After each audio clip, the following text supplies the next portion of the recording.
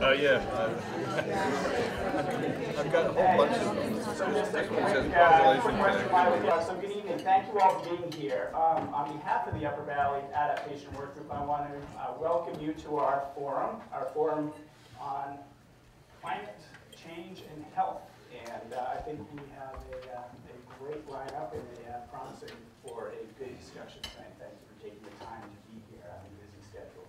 So my name is Alex Ciccacci. I live in Thetford. I work at Hypertherm here in Lebanon. And I'm the co-chair of the Upper Valley Adaptation Workgroup, which I'll mention a little bit more about in just a few minutes. And I'll be serving as the moderator for tonight. So our focus for tonight is to work together to start, in many cases, to continue addressing a key challenge and opportunity that we have as a community.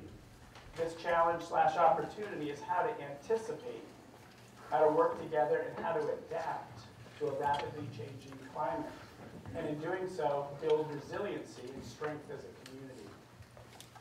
As you will hear in tonight's presentations, the climate in our region has experienced changes in recent years, including increased temperatures, precipitation, storm events, and changes in our ecosystems. And that these changes have already impacted many of our lives, including increased health challenges, damage to our roads, homes and built environments, financial burdens, and increased stress on communities to respond and recover from significant weather events.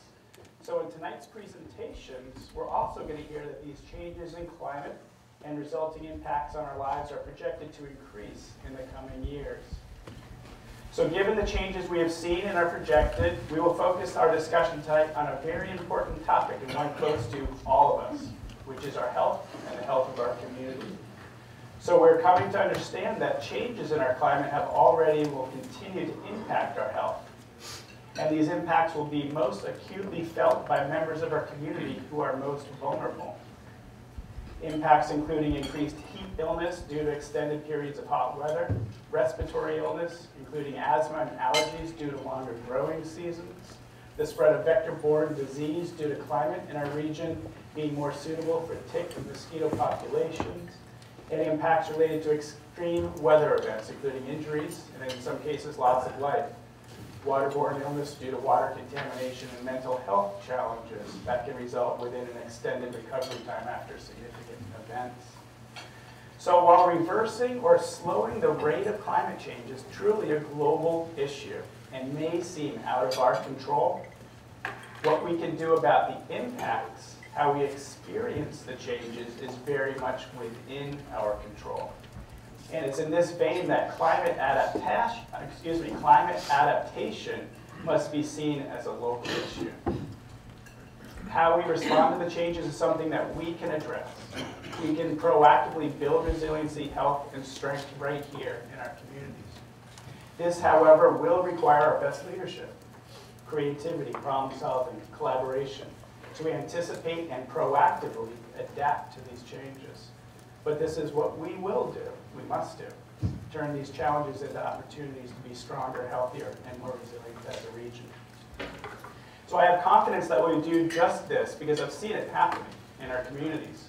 Work including upsizing culverts to prevent road washouts, home buyouts, and changing zoning in floodplains, moving key infrastructure out of flood-prone basements to upper levels of buildings, clearing trees and limbs away from power lines and houses. These are all proactive actions to anticipate and prepare for the impacts of climate change. But tonight we have a special opportunity to hear about important work that's happening to help anticipate and address the impacts of climate change on our health. So to help us take a look at this specific and vital focus, we have a great lineup of speakers. We're starting with Eric Osterberg, who is going to set the stage of climate science, looking at the past, present, and future changes related to health that are expected in our region. Followed up with some time for questions and answers. We'll then hear from Matt Callahan and Jared Ulmer about the work that's being done at the state levels in New Hampshire and Vermont, respectively, again followed up with some Q&A and discussion. We're then going to take a short break, and I encourage you to get to know who's in the room. We have a great turnout here, approximately 80 participants from over 40 communities, and professionals including public health, municipal leadership, emergency responders, nonprofits, business leaders, academics, and concerned citizens. So I encourage you to get to know who's here during our time and break and continue here to chat. So following the break, we're going to learn from Alice Ely about a local project focused on supporting our elder population in the Upper Valley to avoid heat illness due to extreme heat in the coming years. And following Alice's presentation, we're going to ask you to weigh in with your input to help achieve this aim. So a special note, we're going to be using this technology of keypad polling, and this is to learn from you what your experiences have been and what you see are the most important issues to address and how we can share information with you going forward. So what we're going to do is we're going to go ahead and get started by learning how to use these little handy-dandy gadgets here. So let's see.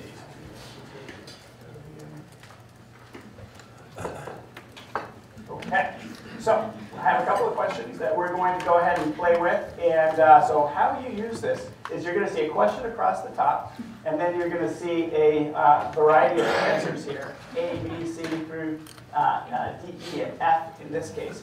And so you're going to see in your keypad polling here, 1 is also A, so you have A, B, C, D, etc. So what we're going to have you guys do is answer this question so we can get some input. And we're just starting here with what brought you here tonight.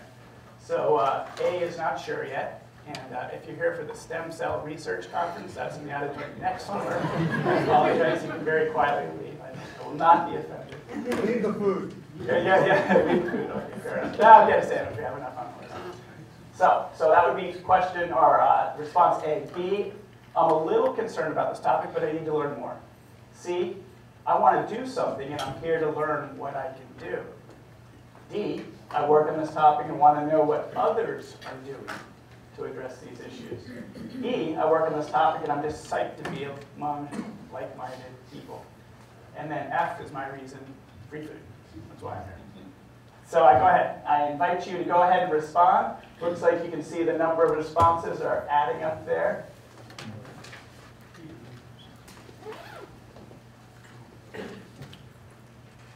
Okay. Does anybody need more time to respond to this question? All right. So let's see the results. Okay, so nobody is not sure why you're here. That's terrific. 7 of you are saying that is a little bit concerned. 16 say I want to do something, but I need to learn more. 17 are saying I work on this topic and want to see what others are doing. And 3 for free food. I was 1. Really good too, but like free food.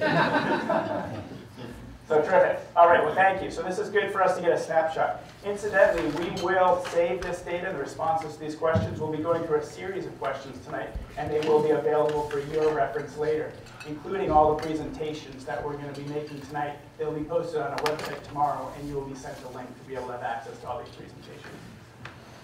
Okay, let's look at the next question here. What is your greatest concern in terms of possible health impacts from climate change? Take a minute to review the options and weigh in.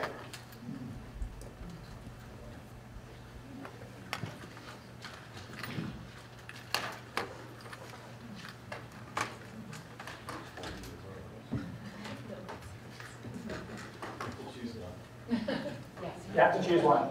Or you can do other. Anybody else need more time? Yeah. Take time.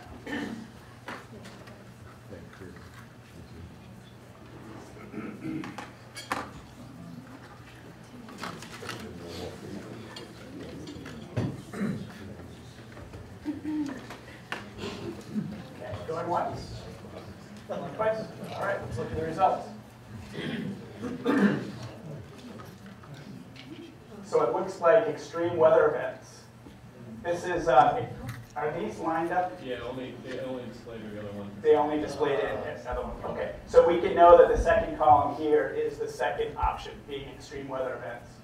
Okay, and then 15 being vector-borne disease, Lyme disease, West Nile, etc. And then 10, 3 from the bottom, I guess would be food security. Okay, very interesting. Okay. And here's one more question. When will climate health impacts be a concern? this is going to be a concern.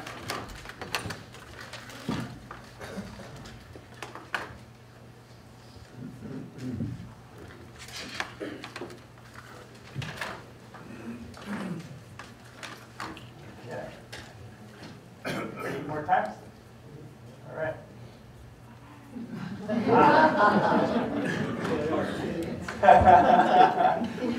I don't see how now and free food go together, but the correlation, we're going to use a multivariate test. All right, well, that's terrific. So I think there's strong consensus in the room that this is a concern now, and thank you for being here and considering this topic together with us. So fantastic. So you're going to actually, each presenter is going to have a chance to do some keypad polling specific to their topic of presentation. So we're going to actually be gathering more information from you as the evening goes on.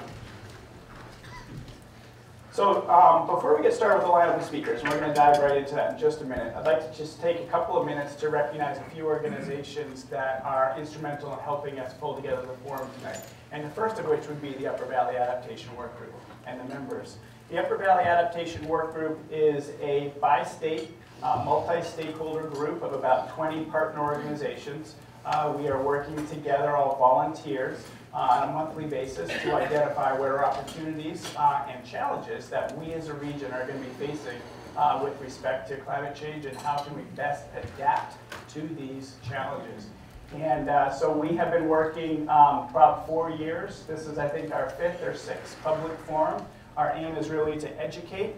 Our aim is to share information, and our aim is to also partner with local research to better understand the questions that we have in our community and try to answer those questions, what's important to us in our region with respect to these issues. So that's the first group.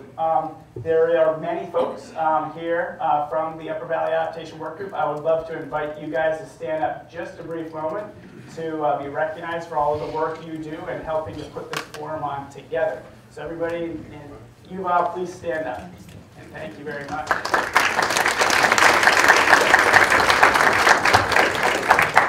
Good. So the second thank you would go to the facility here. And Wes, thank you so much for hosting us at Dartmouth-Hitchcock. This is a fantastic venue, and it's a great venue for this topic in particular. So, and with the technological support and the food is really terrific.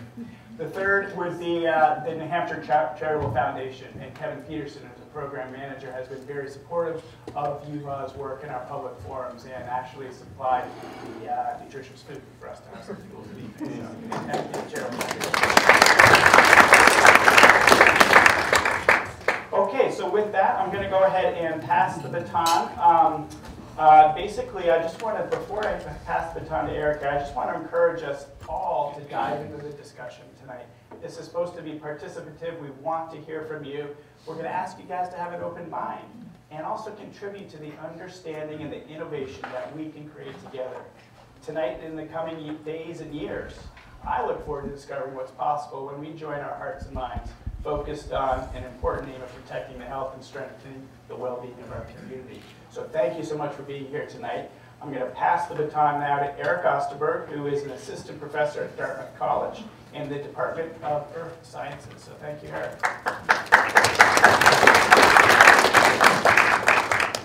Thank you very much, Alex. All right. What I want to talk about is focusing mostly on the climate story. So how has the climate actually been changing already here in New Hampshire and Vermont in terms of temperature, precipitation, storms? And then what are our best models, what are our best understandings suggest it's going to happen in this area in the future? And we'll look primarily over the next century, over the next 100 years to the end of 2100. And I'm going to hint at and just briefly mention a couple of the health impacts that are related to those. And then our following speakers, Jared, Matt, and Alice, are going to really focus in on those health impacts, what's being done already in Vermont and New Hampshire and locally. But I'm a climatologist at Dartmouth College in the Earth Science Department, and actually quite a bit of my work, in addition to looking at modern climate change, recent climate change, is looking deeper in the past. And so I want to start off with a question that's a bit relevant to that. This is another keypad polling question. And 21,000 years ago, at the peak of the last ice age, we had a mile of ice right here in Hanover, New Hampshire. Now this glacier started all the way up in northern Canada, spread all the way through, covered all of Canada, down over Hanover here, a mile thick, all the way down to Long Island and over Cape Cod.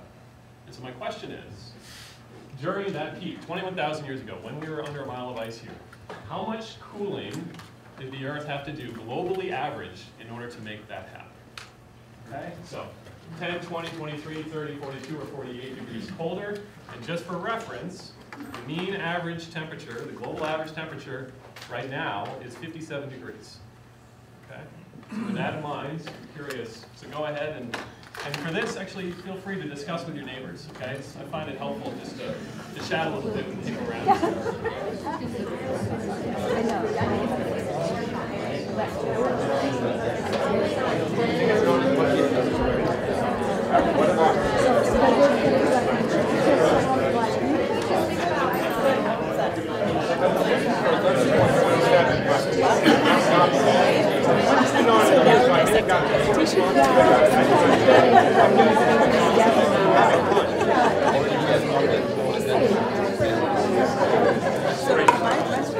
Okay. Everybody had a chance to answer it? Looks like we got our answers. Let us have a look. All right. Number one answer is 10 degrees Fahrenheit colder, followed by 20. So there's some consensus that it actually doesn't take all that much. We do not need to be up in this sort of range in order to cause an enormous change in the global climate, enough to cause the ice to get this far down. And the correct answer is somewhere around 10. It's actually probably closer to 8 or 9.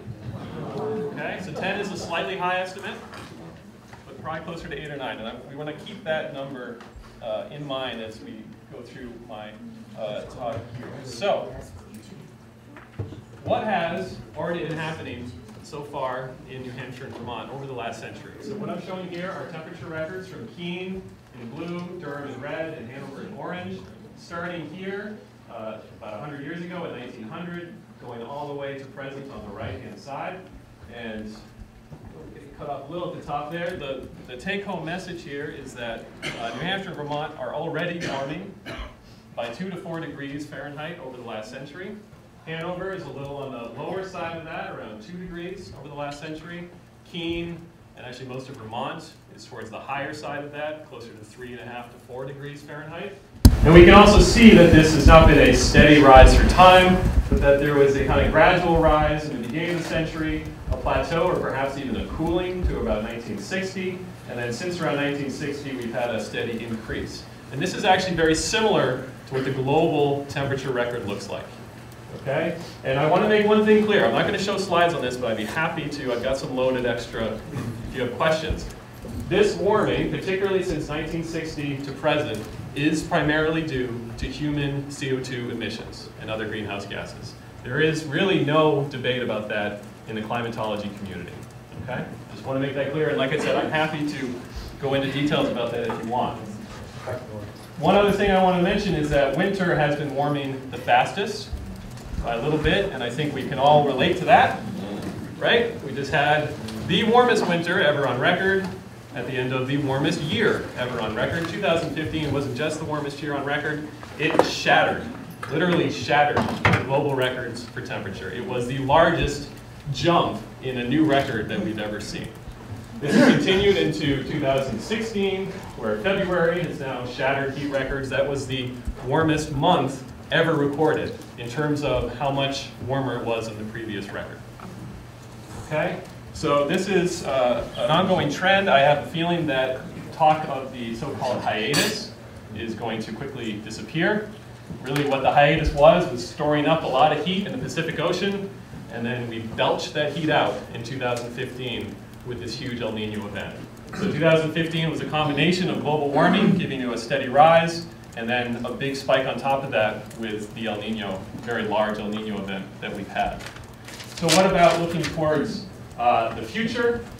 Really, looking towards the future, we have a choice, okay? And our choice is somewhere between 4 and 9 degrees warming by 2100. And of course, that choice is how much CO2 and other greenhouse gases we emit over the next century and how quickly we do that. So what I'm showing here is the last 50 years going back to 1960, and then projecting on the right all the way to 2100.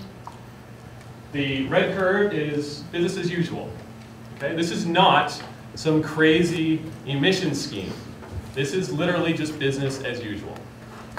The blue curve is if we make significant cuts to our CO2 emissions. That's what gets us closer to the 4°F warming. And what I'm showing here are maps of the business as usual. You can see that the Northeast is pretty consistent with the rest of North America. There's not a huge amount of variability here. And on the lower emissions, again, pretty consistent. We're perhaps a little bit warmer than, say, the Southeast. Now, 9 degrees under business as usual in the next century. We said that in order to get a mile of ice here, all you got to do is cool it by somewhere around 9 degrees. And so the reason I want to point that out is because often when we put stuff up like this, people say, who cares? Yesterday was what? 12 degrees, 15 degrees colder than today? Who knows what tomorrow's going to be? Who cares about 10 degrees? The Earth cares about 10 degrees, okay? That is an enormous change. And the ice ages show us this. When we came out of that ice age and we warmed temperatures by 10 degrees, we did that over about 10,000 years or so. The fastest warming that we had in that period was about 3°F per 1,000 years. And we're talking about 9 degrees in 100 years, right? This is very far out of any natural rate of change that we've seen. Okay? 30 times faster than the fastest natural warming that we can see in the geological record. And if you think about how that's going to mostly impact us, particularly in terms of our health, okay, if we warm up the spring, we warm up the fall, we're going to lengthen the growing season. Perhaps not a huge impact on health except for through allergies. When you're really going to feel this is in the dead of summer, when it's already hot, right? And it's going to be a lot hotter, and what this means is more very hot days, more extreme heat. And there's lots of ways to quantify extreme heat. I'm just showing you one here, and this is days above 90 degrees, okay? And this is actually data for Hanover, New Hampshire, and then model projections for Hanover, New Hampshire specifically. So these black ones are what we expect today, and this is what's actually happened over the last 30 years. On average, we get about 1 week of days above 90 degrees in Hanover each year. And as we look forward, in the red bars is that business as usual. We're up around 8 weeks per year. This is the number of days, okay? And under the lower emissions, if we cut CO2 dramatically, then we're at more like 3.5 weeks. Okay, that's a huge increase in the number of very hot days here. And if we want to get a slightly better feel for what that actually means, this was a really informative graphic that came out almost a decade ago now, but I still like it, so I still use it. So what this is showing is what New Hampshire's summers will feel like in the future under these two scenarios. The red is that business as usual, and the yellow is that emissions cutting scenario. And so under the business as usual, our summers feel like more like Southern Virginia or North Carolina summers feel today. Okay, and that feels like includes humidity. So it's not just temperature, but it's also humidity. And that's actually what this feels like, or this heat index, is what actually leads to problems with heat stress. It's the heat index which is most important. So I think that gives you a good sense of what we're talking about. And you might again say, sort of, so what about heat? Well, I find this a really useful graphic. And there's a lot of data here, so let me just point you at the important bits. I want you to focus only on the yellow bars here. What this is data collected by the National Weather Service about how many people die each year across all of the United States due to weather. And I think when people think about this, if I were to poll you guys again and say, what causes most of the deaths in America from weather? You might say, I probably would have said something like tornadoes, or hurricanes, maybe floods. But what I want to point out is that actually heat is number one, okay? And this shows us, I think, just that, sensationalism, media, we tend to focus on these things, but that this is actually a larger impact on communities' health, and something we really need to be thinking about in the future. And we can see examples in the recent past of extreme cases of this. Okay, so this is the European heat wave from 2003. It's cut off up here, but there were over 35,000 deaths from this, mostly in France. It was over 15,000 deaths alone. In France, there is some literature that actually suggests the number of fatalities is double that, somewhere around 70,000 deaths. And these heat events tend to affect the people who spend a lot of time outdoors. So that's going to be people in their teens, 20s, maybe even 30s, who often have jobs that require them to be outside. And then it mostly affects the at-risk populations, our very young children, our infants, and our seniors. Okay, those are the two populations that we really worry about, and Jared and Matt are going to talk more about that, and then Alice is going to focus a lot on that. And this was a paper that came out after this event. So the event was in 2003, and this paper came out in Science in 2004. Just emphasizing this point that as we look towards the future in the next several decades to a century, this is something that we need to be more prepared for, something that we need to develop resiliency against and adapt for. So there's other things that heat can affect beyond things like heat stroke. Okay, higher temperatures also affect smog. Now smog doesn't just get emitted from tailpipes. It's actually created through a chemical reaction in the atmosphere from other things that are emitted from tailpipes and smokestacks. Okay, and that chemical reaction that creates smog is dependent on temperature. So as temperatures go up, you accelerate that chemical reaction, you make more smog. So we would expect, as things have gotten warmer, and as things get warmer in the future, we would expect to see more smog. And what I'm showing here are data from Manchester, New Hampshire, and two different ways of measuring smog. Okay, in blue, I'm showing you the number of days that were above the EPA smog standard, when they consider it unhealthy to be above that standard, and then in green is just the maximum smog level in that particular summer. These usually peak in the summer. And so what we see is that these are declining through time, even though we're getting warmer.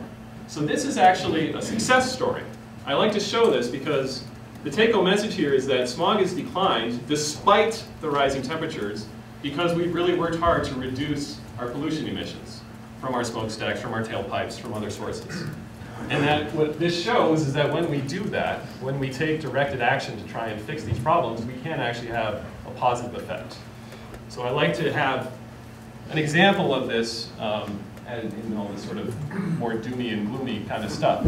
We can actually make a difference when we put our minds to it. The Clean Air Act made a huge difference. The Clean Water Act as well. The other thing, of course, that temperature can affect is things like vector-borne diseases. So around here, there's been a lot of talk about Lyme disease, and for very good reason. What I'm showing down at the bottom is data from the CDC. We have a couple of folks from CDC Atlanta here tonight. For data from the CDC showing reported cases of Lyme disease. And what you can see, just going back to 2001, is not a whole lot of blue dots here in New Hampshire and Vermont. And then look at this spread towards the north just in 2013. And so there's been a lot of research on this. We can see the trend just in Vermont through time. There has been some research that started on this, and there is some indication that there may be a climate connection here, but it is certainly not the overall dominating effect. Okay? But we know that as it gets warmer, ticks perhaps survive the winters more readily and are more likely to then potentially transmit disease. But it's super complicated. We know that rodents and their habitat really matters, so land use practices matter, the life cycle of the ticks matter, the life cycle of the rodents, or all these things. And so there are a lot of people who are just starting to work on this. And one reason I wanted to show this is because we just got a grant just a week ago to start looking at this at Dartmouth. So our colleagues down at New Hampshire DHSS and UNMH are already starting to look at this and have been looking at it for a few years, and we're going to be looking at it as well.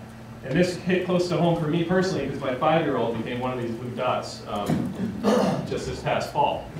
And when it hits home, it's, of course we all know, it becomes a little bit more prescient. Okay, of course climate is not just temperature. I've actually been doing a lot of research lately on precipitation because here in the Northeast, precipitation has been changing a lot. It's one of our most robust signals in the past, and it's one of the things we're most concerned about looking forward. So what I'm showing here is a figure from a paper by my graduate student, Wan-Ping Wong. This is from a paper that he's about to submit before Monday. That is not here, but he's working on the paper. He's working on the paper. So what this is looking at is we took stations. Each one of these little dots is an individual weather station. And we took all these stations going all the way back to 1901, and we were looking at how precipitation has changed. And this is total annual precipitation on this map. So blue means it's getting wetter. Red means it's getting drier. You can see just a few areas of red down here. Most of this is getting wetter. And it's cut off here, but it's around 5 to 15% wetter for total annual precip over the last century. And what we see here is that Vermont and New Hampshire are really part of a regional trend all the way through the Northeast. But what's particularly interesting is how this change is happening. What we're finding is that most of that 5 to 15% increase in total is actually happening through more extreme rainfall events. So you can imagine there's a lot of different ways to increase precipitation. You can have more days with light rain, right? Just more rainy days overall.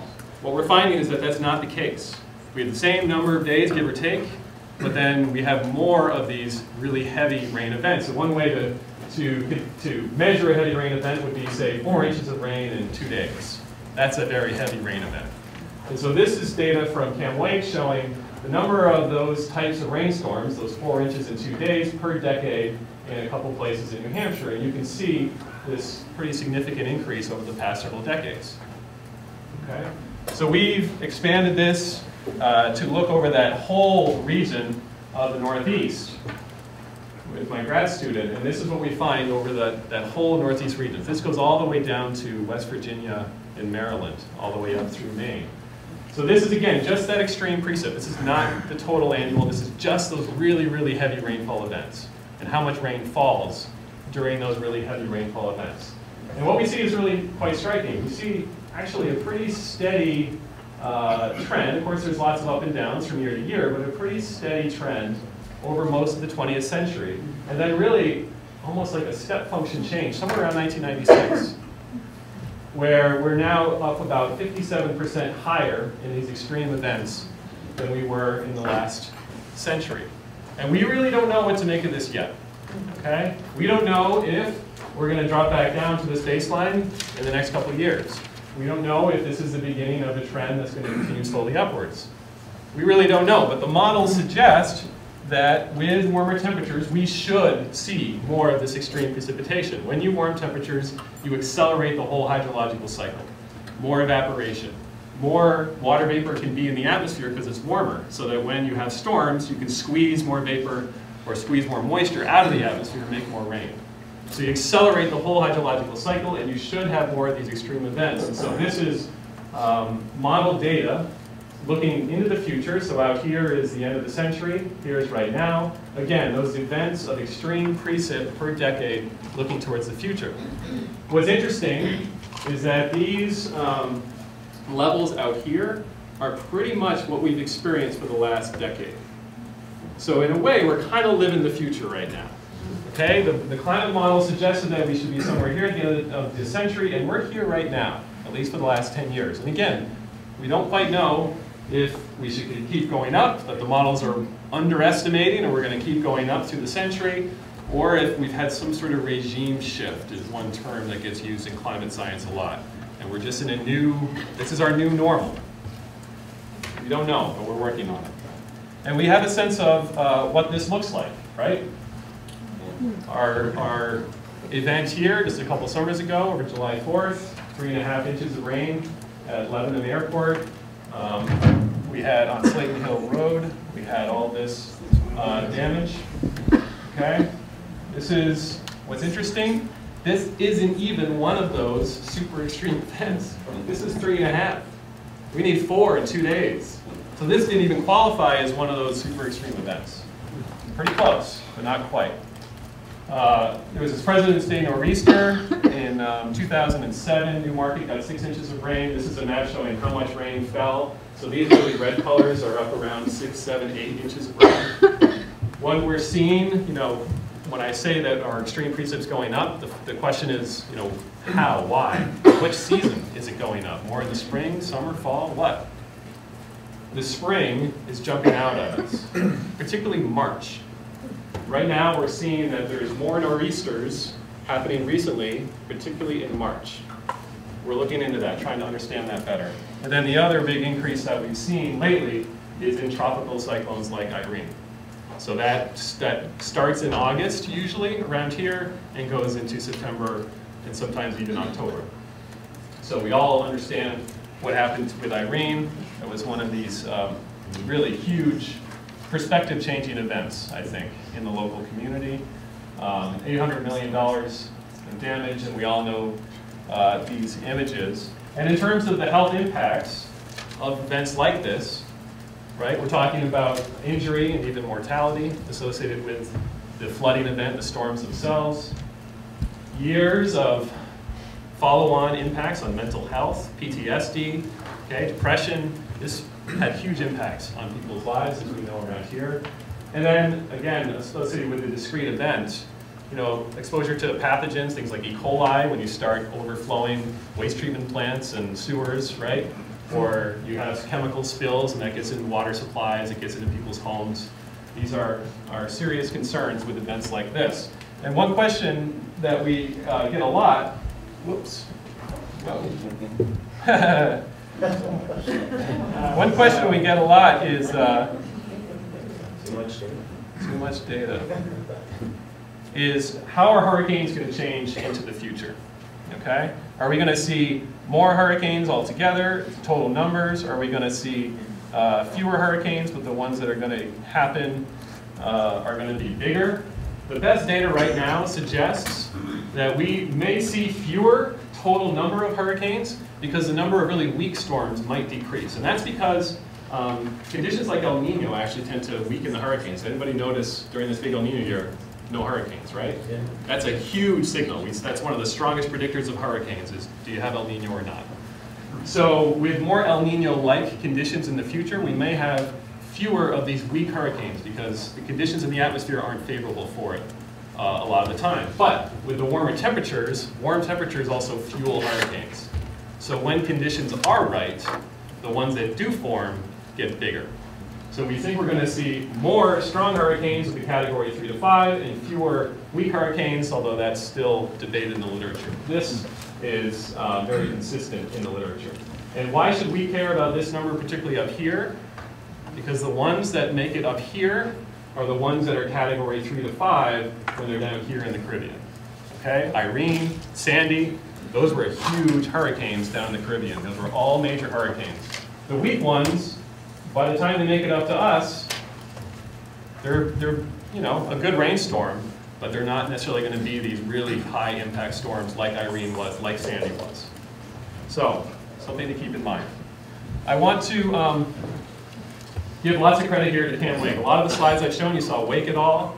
Cameron Wake is a climate scientist at UNH. He's been working on New England climate for years now. He's a close friend and colleague of mine on other research. And you can go to his website at climatesolutionsnewengland.org, and he's put out a whole series, his group has put out a whole series of really amazing reports that have a lot of data that I've shown here. And again, these slides will be made available to you, so if you can't jot this down now, you'll be able to find this later. So just to summarize, we've been getting warmer, 2 to 4 degrees. We expect to keep getting warmer, lots more extreme heat. Extreme storms, perhaps similar to the 2000s. Maybe we're living the future, or maybe more. We still don't know. Jury's out. And then the health impacts that we're about to hear more about. So we're going to do one more keypad polling question here that will lead into questions. All right, so thinking about the things that we just talked about, what is the most noticeable change in the weather, in the climate that you have experienced? We're not talking about the health impacts here yet. We're going to do that in a little bit. But here, what have you most noticed changing around here? Again, feel free to please discuss amongst your neighbors.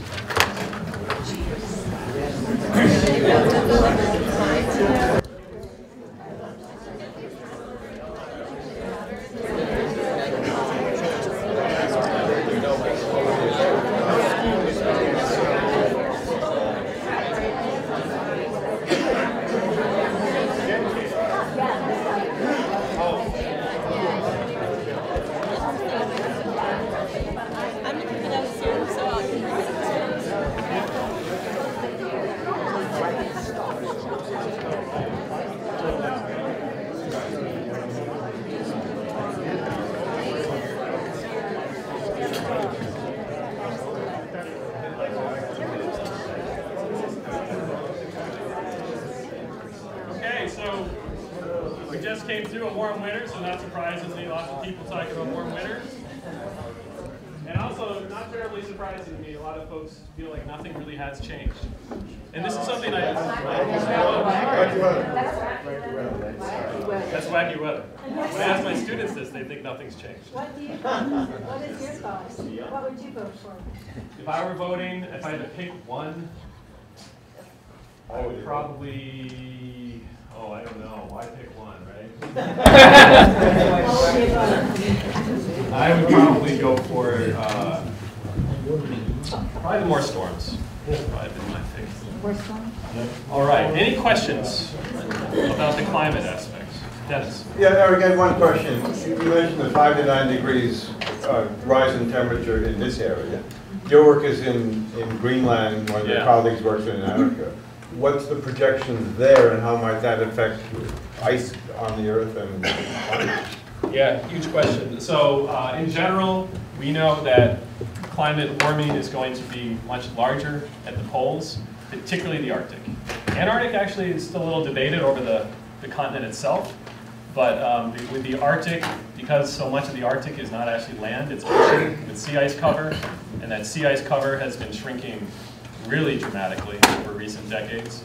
That has what we call a positive feedback, okay, where a little bit of warming melts ice, which allows it to get warmer, which causes more ice to melt, and it keeps reinforcing. It's a self-reinforcing cycle. So we expect in the Arctic, if that's 9 degrees under business as usual, the Arctic would be more like 12, 13 degrees, somewhere in that range. And of course, that has a really large impact on sea level. I think we're not really talking about sea level here today, but I do think that sea level is something that is going to be globally one of the largest impacts that people feel. So we're looking somewhere on the order of a foot. A foot is really a low estimate. It's not going to be a foot. Around the Atlantic seaboard, my best estimate would be somewhere around 3 to 4 feet, because the Atlantic seaboard, and that's actually a conservative number to be honest, because the Atlantic seaboard, sea level is rising twice as fast as the global average, because the land there is sinking for a lot of different reasons. So actually close to home, all the way up to around Boston, maybe even Portsmouth, sea level is going to be a particular concern because it's rising there about twice as fast as globally. Anybody? Isn't there I think you've read something a while back that somewhere around the Carolinas and Virginia is actually a bulge in the... Yeah, so the question was, isn't there a bulge around the Carolinas and Virginia? So that's exactly what I'm talking about. So that bulge is a bulge in sea level rise rate, okay? And I don't know if I have that slide in here. No, I don't have it in here. But basically, the ground there is sinking. One, because the last ice age, that mile of ice we're talking about, when that ice leaves, it causes the land up in Maine to rise up, but it causes the land down around Virginia to sink down. That's still happening today. The other part of it is we draw so much ground, there's so many people there, we take so much groundwater out of the ground, the land is sinking from that, and you can't get that back. And then the last part is that the Gulf Stream, which is that huge warm current that goes right off the East Coast, the Gulf Stream actually pulls water away from the coast. And as the Gulf Stream slows down with climate change, and that's already happening, that ability to pull water away slows down, and actually water sloshes back towards the coast. So those three things together is what makes it rise twice as fast. Yes? You know, as we know, a lot of the projections that scientists have made on the basis of models have proven to be underestimated. Hanson's recent article about sea rise, for example, is a case in point. Yeah. I wonder if you would comment on that in terms of methane, which is, as you know, being greatly released in the Arctic and Greenland through melting that's taking place. Bill McKibben's recent article about the great amount of methane that is being released in our own country due to fracking. Yeah. And I feel like that's a wild card that's not taken into consideration with charts that appear to me to be linear and don't deal with the possibility, as they can, of exponential developments. And I'm wondering if you would comment about how people like you think about that, because obviously your charts are more linear, because that's the information you've got. You can't project an exponential development. So I'm wondering what you think about how you deal with that. I mean, one thing I would say, we can project exponential developments, but I do agree that methane and the ability of particularly the tundra up in the Arctic to release methane is a very hot area of research because we don't fully understand what's going to happen. And so it is a wild card. I agree with you that methane is a potential wild card. The thing that I have come to appreciate, very particularly in the last couple of years, is the fundamental difference between CO2 and methane is that methane comes out of the atmosphere in about a decade or two. So even if you have this big expulsion, it'll come out within a couple decades. CO2 is there for centuries. So if you're going to focus your efforts on one of them, yes, methane is twice as powerful as a greenhouse gas as CO2, and we have all these sources, and there are these possible feedbacks that we don't fully understand. But I still prefer to focus on CO2 simply because once it's up there, it's not going to come out unless we start sucking it out of the atmosphere ourselves through human ingenuity, which I suspect we will. If I could just follow up. Yeah. Well, my concern is that I feel that methane could easily, and has provide tipping points from which there is no intervention by human beings. And I think that's a very real possibility that many scientists are talking about. And that doesn't get into the popular media or literature, although it is certainly mentioned in the peer-reviewed literature. I agree. I think one thing that the reason that I'm less concerned about it is two. One, the latest research suggests that as it warms up, the bacteria living in the tundra are actually consuming the methane as fast as it's getting produced. So people have started getting less concerned about that mechanism. But the other reason I'm less concerned is that I'm an earth scientist, and when we look in the past, we know around 3 million years ago it was 4 or 5 degrees warmer. Okay, we're kind of where we're headed, Celsius. So around where we're headed at the end of the century. We don't see these massive releases of methane at that time. So we're hopeful that we won't trigger them again since we didn't in the past, but we don't really know. And if we go 65 million years or 55 million years back in time, we do see a time when methane did get released catastrophically, but the Earth was... That was the last... That was, yeah, the Paleocene-Eocene thermal maximum, but that was when the Earth was literally 18 to 20 degrees warmer than today. So hopefully that trigger point, that catastrophic trigger point, is at a much higher set point temperature than what we're worried about right now. But I agree, we don't fully understand. Thank you. We should probably move on to our next speaker. Great. Eric, thank you very much.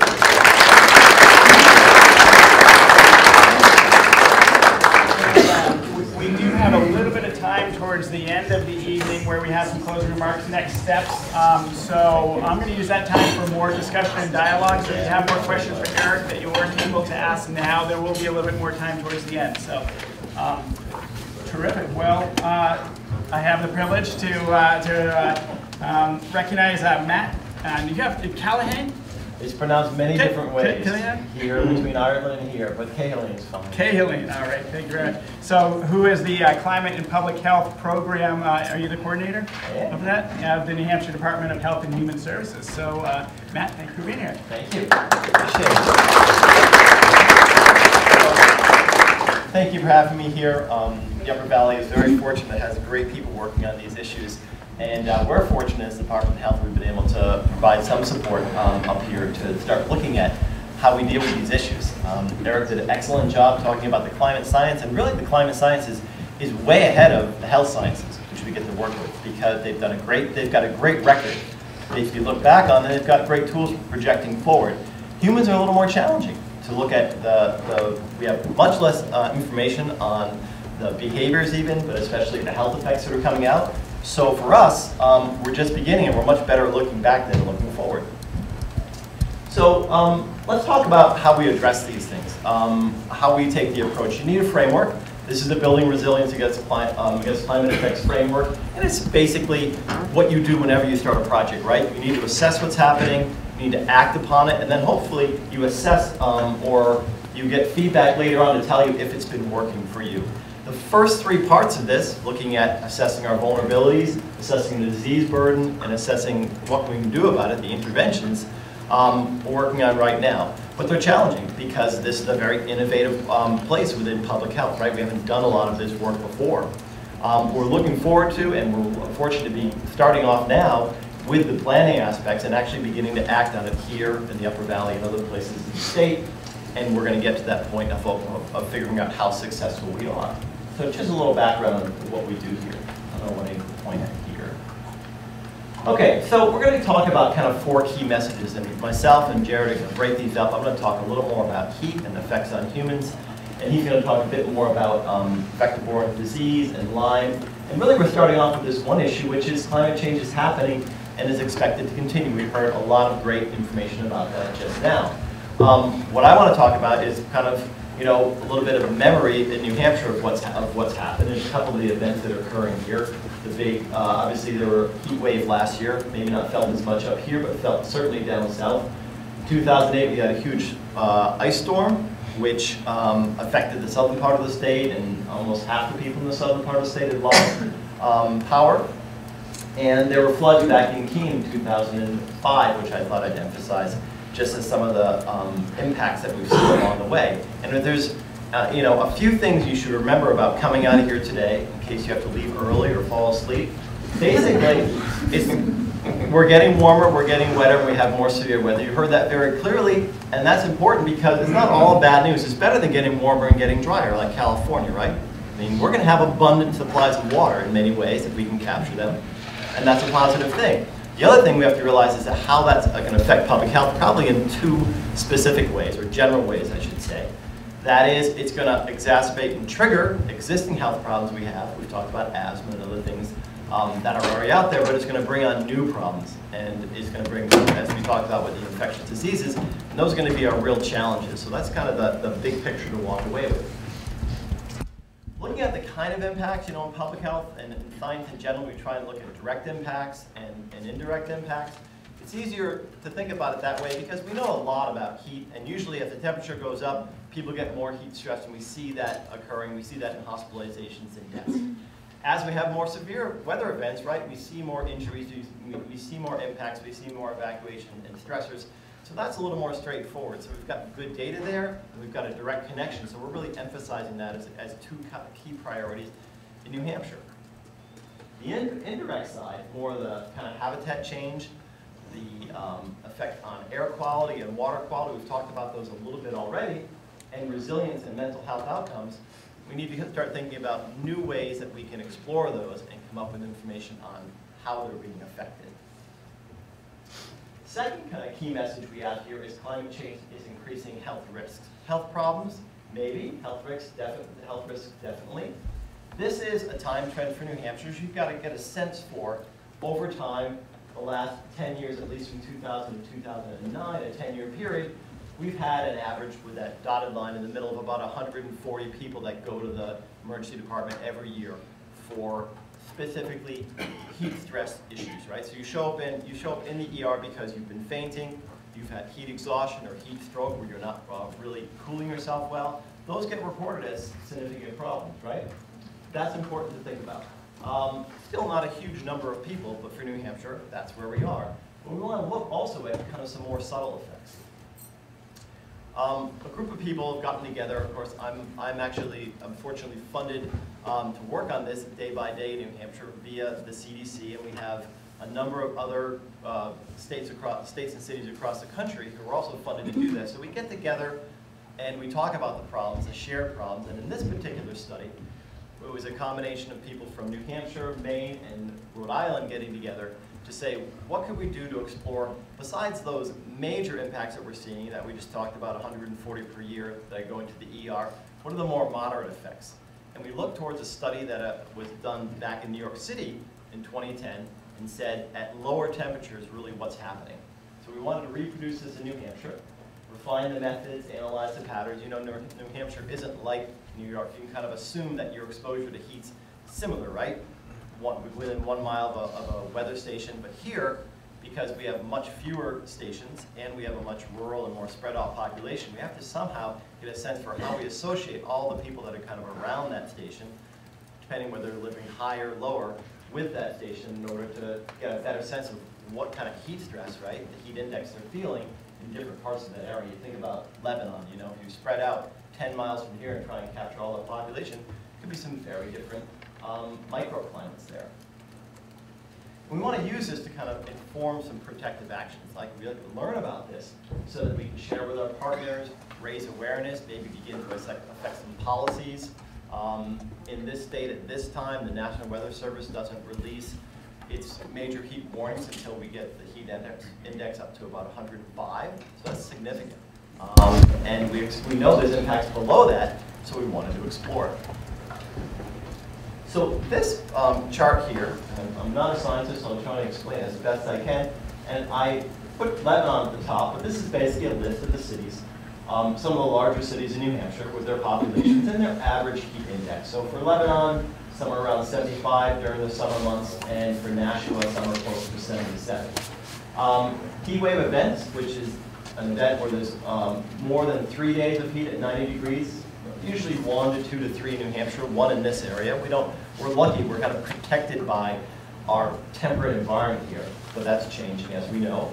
And the number of days over 95 a year are 3 or more per year. And what we did as, or what the authors of this study did as they looked at it, is they're trying to predict at 95 how many people are actually showing an ER, not with those really intense heat exhaustion problems, but with problems related to heart, lung, kidneys. You know, they've either older people or people with chronic health problems, and we're trying to figure out how many of those are affected. So you can see for the state, even though it's only about 100 people who come into the ER with acute heat exhaustion, we've got somewhere in the range of 300 people who are coming into the ERs who have impacts because they've been stressed by that high temperature. But still, if you go lower, we're used to thinking about people being stressed, especially the elderly, at temperatures around 95 degrees. But if I go and we look at 75 degrees, which is the far column now, we see for Lebanon area, you're getting over 80 people a year who visit the ER for those heart, lung, and kidney problems because they're getting so stressed. So it's much lower, so it's really providing us a new perspective on who's affected by heat. How is this relevant to us? Well, I've got parents who are in my 80s, and I'd like to know for myself that if the temperatures are lower, right, lower than we're getting warnings from our meteorologists and the weather reports, I'd like to know during those times, are they out gardening, are they doing things that are higher stress, and would that push them over the edge? They're already going to the hospital once or twice a year now. If we could reduce that and bring it back, that would be helpful for me.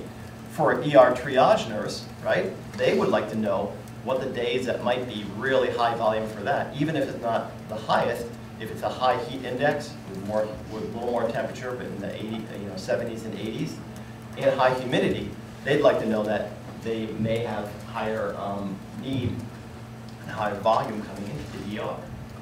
So that's the perspective on moderate heat stress. Climate change, this next message, is a threat to all, yet some people more vulnerable to certain effects, right? So we're starting to talk about those vulnerable populations that are affected more often. Here's a picture of the breakdown in those 140 per year people that are going to the hospital for extreme heat illness. And we can see across the age groups where they are. The dotted line is the average, right? This is a rate, so it's around 11 per 100,000.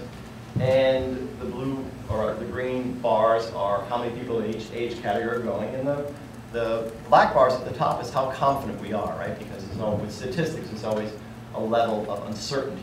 So what we can see is on the far right, as we would expect, the people that are going at one of the highest rates to the ER are the people in the 70s and 80s, right? They've got more health issues. They don't adapt as well to heat. But also we see a lot of people in the younger age groups who are adapting as well. And as Eric said, these are probably people who either are working very hard or playing very hard outdoors.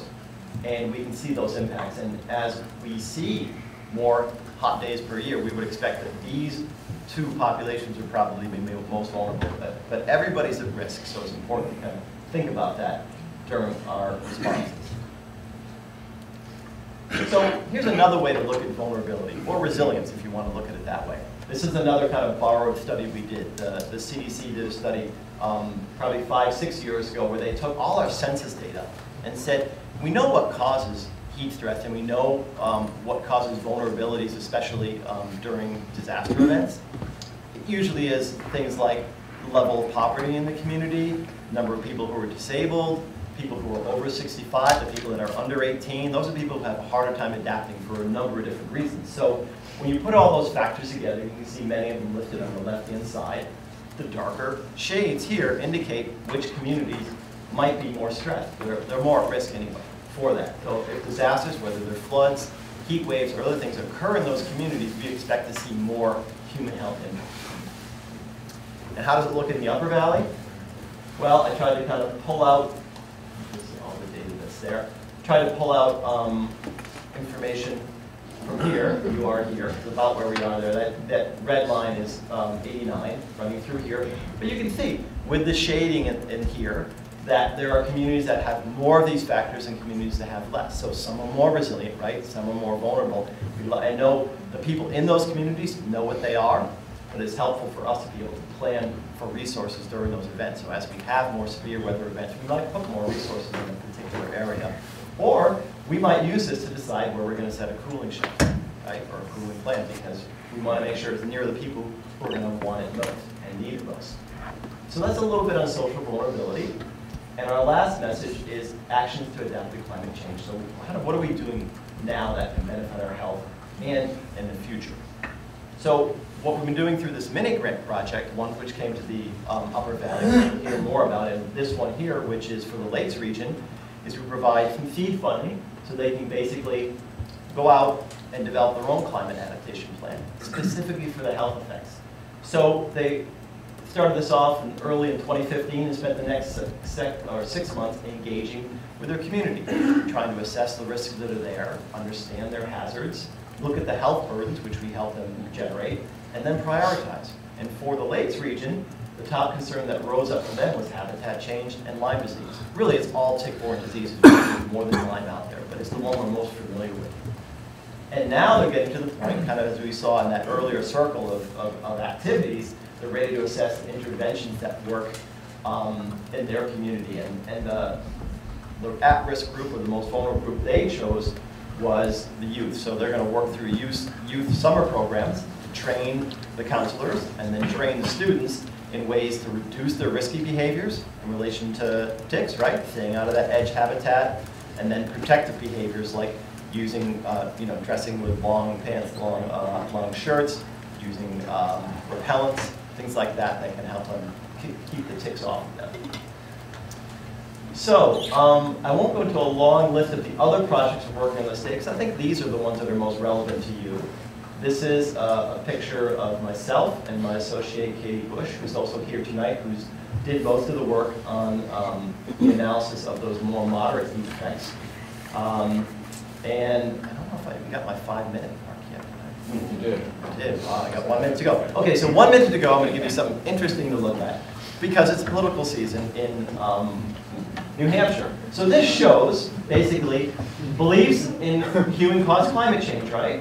So at the bottom, or on the side, is the probability that it's actually caused by humans. And then here's the temperature on the day of the interview. People at the UNH Survey Center do surveys over and over again on the same questions to see how things are changing, right? Well, what they did when someone smart over there decided they want to associate the data on beliefs with daily temperature, they found that, for the people that self-identify as Republicans, they changed a little bit. As it got hotter, they started thinking, well, maybe there is a problem here, and maybe it's human changing. And then with Democrats, well, they're a pretty consistent bunch. Look at them. You're not going to change their mind whether it's hot or cold. But for people who identify as being independent, probably most Americans, I don't know, I've never looked at that total breakdown, on a cooler day, they're thinking more like a Republican, and on a warmer day, they're thinking more like a Democrat. So it just goes to show in a positive way how malleable people are. And if you want to get your message across, you may want to think about the conditions on that. So thank you very much for your time.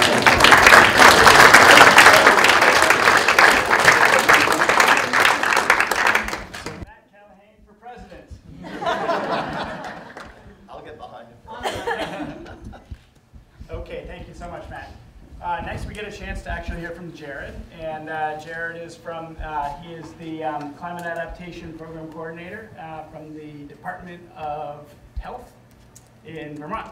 That's perfect. I got it Great. from memory. All right, thanks for being here, Jared. Thank you.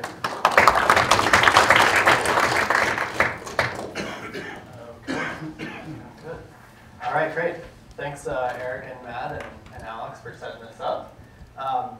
As Alex said, I'm from the Vermont Department of Health, so I'm going to shift the conversation a little bit west now, but talk about a lot of the same themes that have already been teed up at this point. I wanted to give a little bit more background about the program that Matt and I are both working on, which is funded through the CDC. You can see the map of the country of the 16 states and the 2 cities that are funded by this program. In Vermont, we've been working on this program for about 4 years now. And the main objective of this program is to help state and city health departments investigate, prepare for, and respond to the health effects that climate change may have on people. It's kind of radical. This has been going on for 4 years, so we feel super privileged to be a part of this. I'm going to throw out some of these same key messages, but I wanted to give a little bit of background on why we developed these key messages. There's been a lot of research coming out over the last couple of years about how much more the climate issues can resonate with people when you give them very potentially personal health impacts that affect their lives versus just the glaciers and the polar bears and the penguins, which I care about a lot, we probably all care about.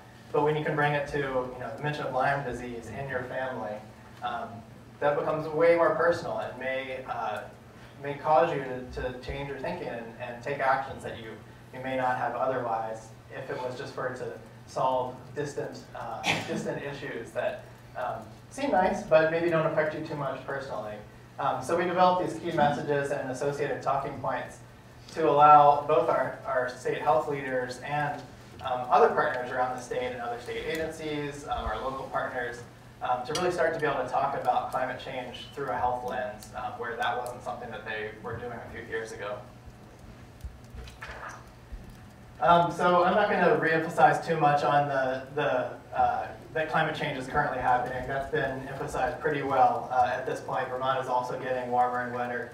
The 2 additional points that I want to make are just in terms of season extension, which Eric mentioned. Since about 1960, the springs in Vermont have been occurring about 2 weeks earlier, are occurring about 2 weeks earlier now. And fall is lasting about a week longer. So we've had a 3-week extension of the frost-free season over the next 50 years, and that's a trend that we really expect to continue. That's going to affect the seasonality of a lot of the health issues that we're looking into, so I'll come back to that in a minute. The other is that it's not just warmer air temperatures, but it's also warmer water temperatures. We've seen 2 to 7 degrees of warming in Lake Champlain in the last 50 or so years. And that will also come back into my health impacts part of the discussion. So I just wanted to mention those 2 now. So the second key message, climate change is increasing health risks in Vermont. Just wanted to add to a few of the points that Matt made on some of the health analysis that he and Katie have been doing in New Hampshire. We took a little bit of a different approach in Vermont, but came to very similar conclusions. This is a chart showing high temperatures along the bottom and the number of emergency department visits for heat complaints. And you can see that once you hit about this mid-80s temperature, we really start to see this increase in heat complaints. So actually 87 is the number that we identified where we really start to see some substantial increases. That's a pretty low number, 87. So to bring to people's attention that you could suffer health impacts at a temperature as low as 87, as Eric mentioned. Those days aren't that frequent now, but they're going to get a lot more frequent in the future. So that's something that should be of great concern to us. When we break it down by age, this looks very similar to the data that Matt showed. We see our largest impacts at 75 and above, but also in this 15 to 34 age group, which is interesting because I don't think that group gets that much attention in the heat vulnerability literature. We've talked a lot about extreme weather events. I just wanted to point out that the number of federally declared disasters in Vermont has gone up about 50% in the past 10 years versus the 10 before. And of course, Tropical Storm Irene is sort of the poster child. I don't need to get too much into the details here because I think we're all pretty familiar with it. I did want to mention one potential more downstream impact, which Eric alluded to, is the potential for water contamination following one of these events.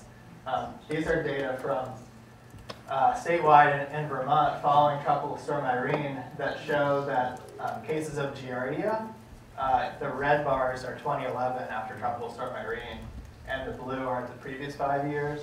And we saw a pretty substantial increase in reported Giardia cases for the 3 months following Tropical Storm Irene. And this is not very conclusive. This is an interesting trend in our data. We can't definitively link this to Tropical Storm Irene at all. But we do know that there were lots of septic system failures, there were wastewater system failures, drinking water system failures, contaminated crops and gardens. So there are a lot of potential pathways from Tropical Storm Irene that could have led to some of these increased cases of Giardia following the storm. Eric also talked a little bit about vector-borne disease already. I just wanted to point out with our Lyme disease data, there are some case definitions and kind of changes in reporting over time, which makes it a little challenging to interpret these trends. The trend is increasing, but it's probably not as clear as this graph is showing it, especially in these middle years. There were some case definition changes. Eric also mentioned that there's a lot of complexity that keeps us from definitively linking climate change as the causal factor behind the increase in vector-borne disease. But he mentioned a few, and another one I want to mention is the season extension, where if we're getting longer warm seasons, shorter frost seasons, ticks are going to come out earlier, they're going to stick around later. We're going to be out earlier, we're going to stick around later. So there's a lot more time during the year that we could be out together and at risk of infection. What's a little more clear to us in Vermont is this growing trend in anaplasmosis cases, which is another tick-borne pathogen carried by deer ticks. So the same tick that carries Lyme disease. The case definition here hasn't changed, and we started seeing these cases in 2010, and we're seeing this fairly exponential growth since 2010 in Vermont. So because these data are a lot more clean than our Lyme data, this is a pretty alarming chart for us. Just to show a little bit about the geographic trends in Lyme disease cases in Vermont, this is showing 2005, which again is sort of before some case definition changes. So take this with a little bit of a grain of salt, but most of the Lyme disease was in the southwestern and southern portions of the state. By 2008, it really started to move northward, and of course it's still getting worse in the south. And by 2014, this trend is continuing to expand northward. Some of that is probably not directly related to climate change. It may just be some natural progression of the vectors, but climate seems to have an influence here as well as we continue to warm further and further north into the state. I did want to mention a little bit about blue-green algae or cyanobacteria in Vermont, because this is a pretty big issue for us that the health department's been involved with for a number of years. This most notably affects Lake Champlain, but it also affects what we call our inland lakes and ponds as well. And basically the main factors here are that there's runoff of nutrients, phosphorus, and nitrogen from a lot of different sources I'll show you in the next slide that are washed into or emitted in, or dumped into our surface waters. And then in the summer, when the lake warms up, we get, especially on calm and clear days, we get the perfect conditions for blue-green algae blooms in the lake. And these, consuming the water or coming into contact with these waters can cause some skin issues or gastrointestinal illness or potentially more serious impacts. So I mentioned some of the different sources. We always like to talk about Vermont having an outsized impact on things, like maybe the GMO discussion that's going on right now. Unfortunately, we also have an outsized impact on nutrient pollution into Lake Champlain. Vermont, New York, and Quebec all contribute, but Vermont contributes the 69% of the nutrient load into Lake Champlain. And you can see it broken down into different sources, and agriculture is our main source, but there are a lot of other potential natural sources in addition to stormwater runoff, wastewater treatment systems. And so the great thing is that Vermont is working on addressing a lot of these different nutrient pollution sources and reducing them in the coming years, really trying to address all these different sectors. What's working against us a little bit is that the lake is likely to continue warming, and that with more heavy storm events and just more precipitation in general, we'll likely continue to have more runoff into the lake. So we've got some competing trends there. And then just quickly, I wanted to mention some of the other issues that we're focusing on, but I'm not going to get into in detail here tonight. Water and foodborne illnesses, pollen and seasonal allergies, air pollution, mental health, and household mold. I'm happy to chat about any of those in more detail after our presentation. So the third key message is that everyone's health is threatened by climate change. The threat is greater for some. I just wanted to mention, I think I'm going to skip ahead here for the sake of time and just go to our heat vulnerability index, because Matt gave a good intro to this topic already. He talked about social vulnerability. This is sort of a next step on top of social vulnerability, which adds factors that are related to heat illness as well. So there are some additional factors like exposures that we talk about in terms of the heat vulnerability index for Vermont. Environmental characteristics and climate acclimation being two of those. Age and pre-existing medical conditions, and then some barriers to adaptation. Those living alone, for example, are some of the highest risk during a heat event. I wanted to zoom into one specific factor. I don't think this slide is going to come out all that well, but one of our factors for environmental characteristics is the potential of having urban heat islands in Vermont. And I say this half jokingly because we're not very urban. But we have done a little bit of exploratory analysis to see that at least surface temperatures, and surface temperatures are not ambient temperatures, but they're a lot easier to measure across the state. Surface temperatures are definitely higher by about 4 degrees in urban areas in Vermont compared to the rural surrounds. And we do also see higher rates of heat illness in the urban towns in Vermont compared to the rural towns. Sorry, I'm going to gloss over some of those details, but feel free to come and talk to me about that. So our last key message, responding to climate change can benefit health now and in the future. So we try to talk about this through mitigation and adaptation to some extent. In terms of mitigation, we really like to focus on climate mitigation strategies that have health co-benefits. So one example of that is this comprehensive energy plan developed by the state that was completed recently. And so this lays out a lot of different strategies for the energy sector, for transportation, for building efficiency, for basically every way that policy can affect energy consumption in Vermont. And this last cycle, health sat at the table in developing this energy plan, and we were able to help put a health lens on all of the strategies that they developed. So where there were strategies that they promoted that had health co-benefits, like designing compact communities, for example, where you could drive less and get more physical activity. We really wanted to help promote that. And then where there were potentially strategies that could have a negative impact on health, we worked with them to try to develop mitigation strategies for their mitigation strategy.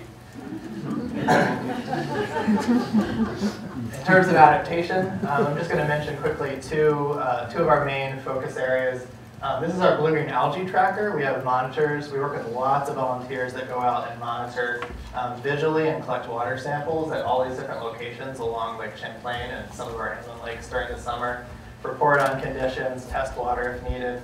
This information goes to beach managers to help them with knowing when it's not safe to be in the water. We work with water system operators to let them know when there are blooms that could affect their water intakes.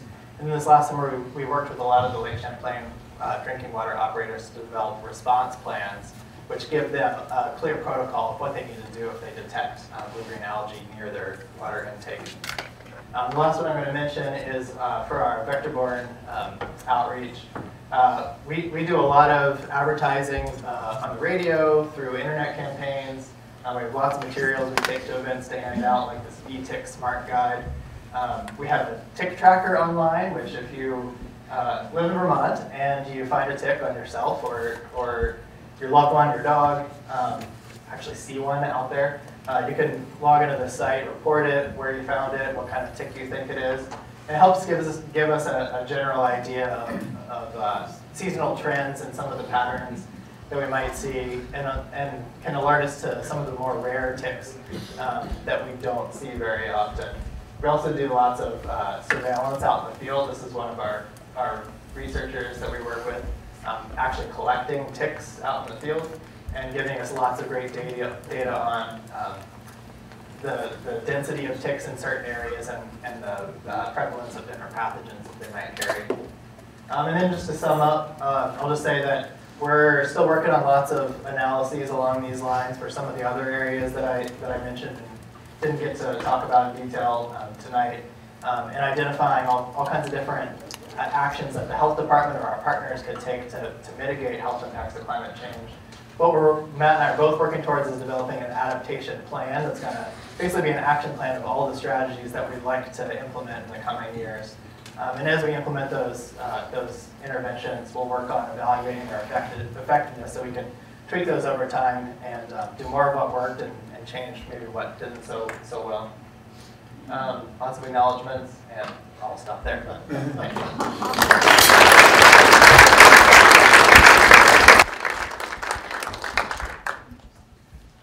So now we actually have an opportunity. We're going to do one keypad polling question for you all. And then, so go ahead and grab your keypad poll.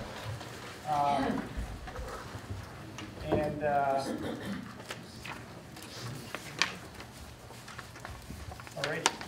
And then we're going to have an opportunity for you guys to actually ask Matt and Jared some questions. And we'll take just a few minutes of questions as well. So here's a question that's going to kind of tee up a discussion with Matt and Jared, which is what health impacts that could be related to climate change has your family or friends experienced? So which of these have you had experience with? Maybe if you have multiple, maybe pick the one that's most prevalent.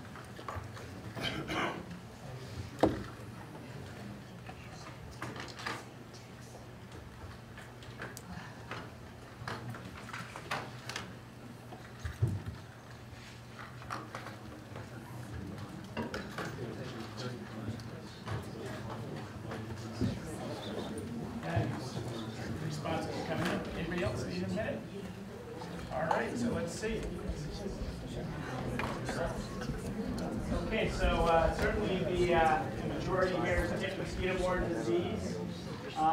Next would be the fourth, being increased allergies or asthma. And then 5, looking at no health impacts. Excellent. So good. All right, so I think I probably would have voted for this one right here as well. I'm sorry, Eric, that your son got it, but my son's going on a camping trip for 3 weeks this year, and I'm a little nervous about it. Okay, so quick questions for Jared and Matt, and then we're going to go ahead and take a brief break after that. But any questions for these two gentlemen about the work that's happening in Hampshire, Vermont, or any content that they covered? Yes, please.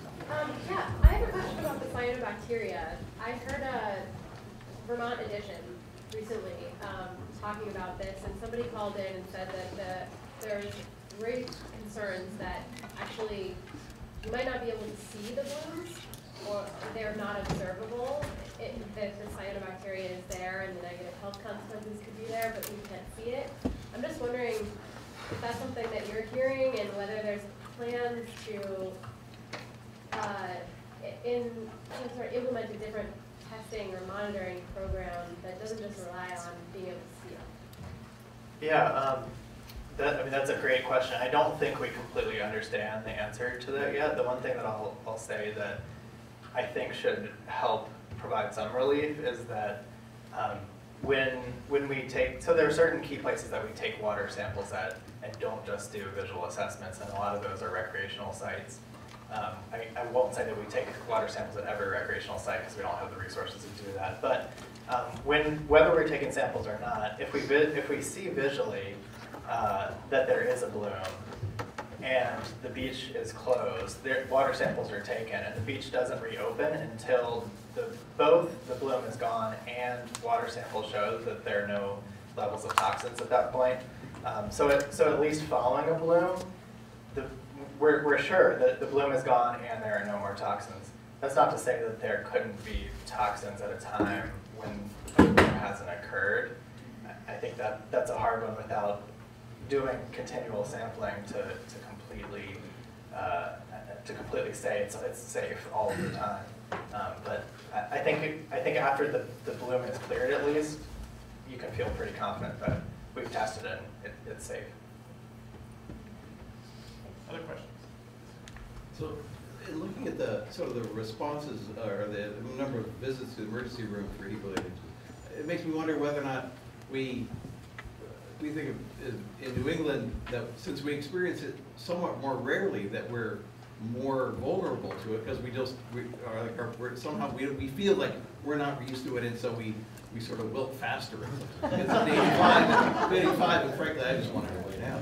So, and I wonder how if there's been any comparison with other warmer states, but in other warmer states, there's a lot more air conditioning, let's say, and so it's hard to make those comparisons. But I do wonder some part of it, because it's so rare, relatively rare here, that as it gets more of the, yeah, we can adjust and stuff, but it's sort of like we're not built infrastructure-wise for those sort of events.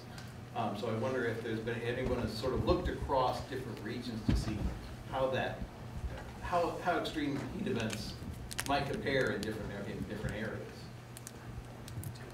Sure.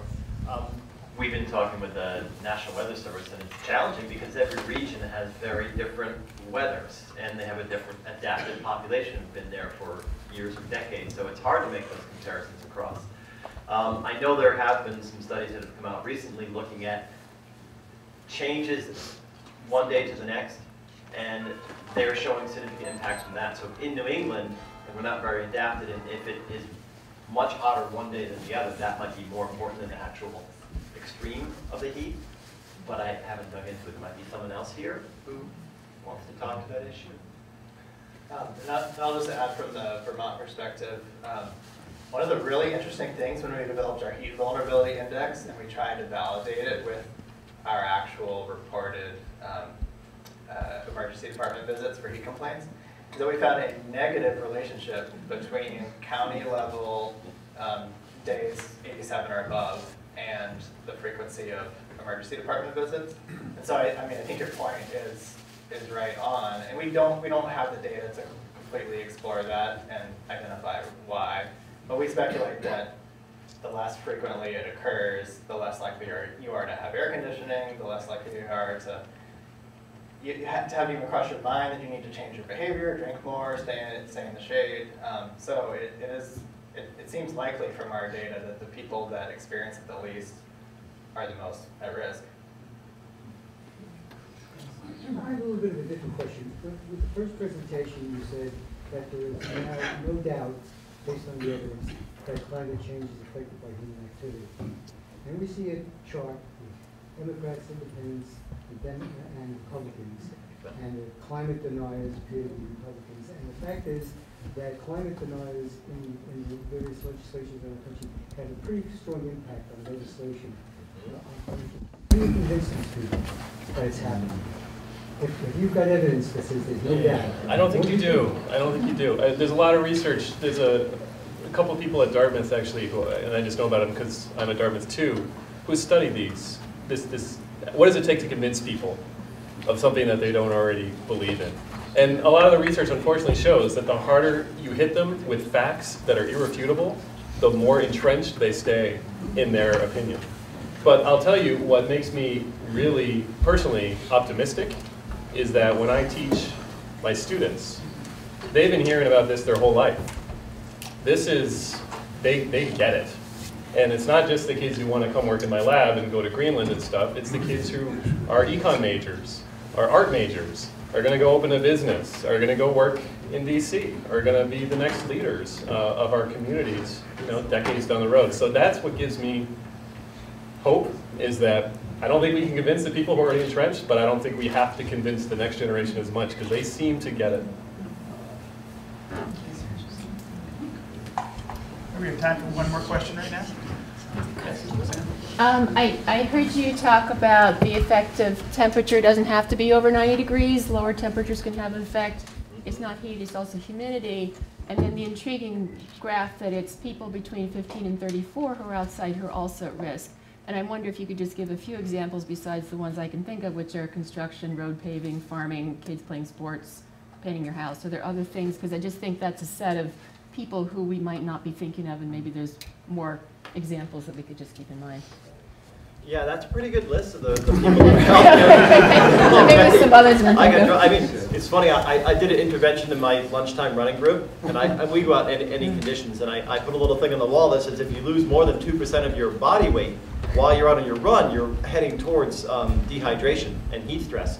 And we have a scale right there, people weigh in before and weigh in after, just you know, a small sample of 5. And within a couple of weeks, they were competing with each other to see who had lost the most water weight during the runs. And I said, that wasn't the point of you putting it up there. You're supposed to change your behavior in response to that. But they were very proud that they could go out and run in 90-degree heat and lose more water and come back and still feel good. So yeah, there's work to do. Okay, so we've actually come to the point of the agenda where we planned a little break, but I'm going to give you guys the option. I would like to see a quick show of hands here. We're running a little bit behind. We will certainly finish by 8 o'clock as we planned, but you have 2 options. We can take a quick break, so that's kind of option 1. Option 2 is we'll keep going and without the break. But the caveat with option 1 is you have to come back after the break. So take a quick break, maybe 10 minutes, and you'll be back. Show of hands for that. And show of hands, keep going. Hold on, I tell you what, use this, yeah, okay, I tell you what, why don't we do this? Why don't we take a quick break, about 5 minutes, but let me just let you know what is coming up, which is that we're going to be talking about a project right here in the Upper Valley, being spearheaded by the Public Health Council of the Upper Valley. We'll be looking at climate and heat effect on elders, and we need your input for that. So please come back after the break, enjoy getting a cookie, and we'll see you in about 5 minutes. I'm all about that. And also we had a great suggestion, and it was my oversight that when you make a comment or have a question, to introduce yourself. Just you can share your name and just maybe your affiliation. That would be terrific as well. So we have the opportunity now to look at a project that's right here close to home, right here in the Upper Valley, and a very important project that is being spearheaded by the Public Health Council of the Upper Valley. UVA has been able to be a partner, and we're very happy to be able to support this effort. But I'm going to leave it to Alice to describe the project, and Alice is the coordinator for the Public Health Council of the Upper Valley. So thank you for being here.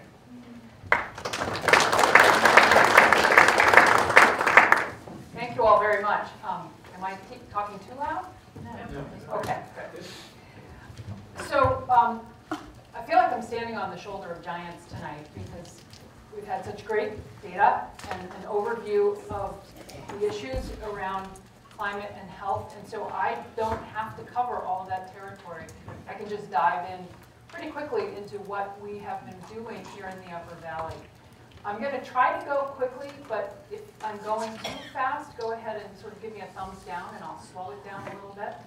I want to make sure we have a lot of time to talk about things here. Before I get started tonight, I do want to acknowledge Mike McCrory from the Upper Valley Lake Sunapee Regional Planning Commission, who did the lion's share of the work on pulling this climate and health adaptation plan together for us. And so thank you very much, Mike.